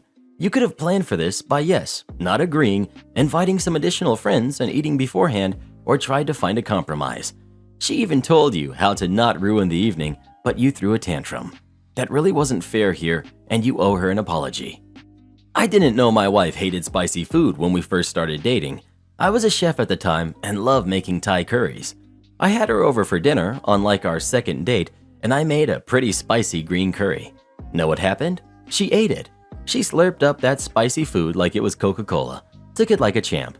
Then she fell asleep on my couch. We've been together for 10 years now. I get it's a cute story, but I'm genuinely wondering, why would you make an insanely spicy curry for someone you just met and of who you don't know the spicy level they can handle? Did it become very spicy by accident, or did you want to test her? Because making insanely spicy food for a person you barely know without asking sounds like a recipe for disaster, pun intended, for me. I actually was on your side until the end. You were a great partner to go with her and to play the game. She was a good partner to reorder a dish for you and you gamely try to eat it. Where it all fell apart is the moment you threw a little tantrum. 1. It was your wife's birthday. 2. This was her choice of restaurant for her birthday. 3. Which you agreed to. 4. She tried to accommodate you after you had not only sat down, but ordered and received your food. 5. She gave you a second reasonable accommodation. Eat the rice. We'll get you something afterwards. And also an implied reason to stay. We've already ordered. This was my choice. I'm still hungry and I still want to eat. And if any day should be about me, it's today, and you're making it about you. 6. You then got frustrated, pitched a fit, got up and left, and didn't come back until she was at the car, probably waiting for you, on her birthday. Yeah, you're the jerk. Support our channel by joining as a member today, and we'll give you a shout out in our next video. Or come watch this video next. You won't believe what Karen does in that one.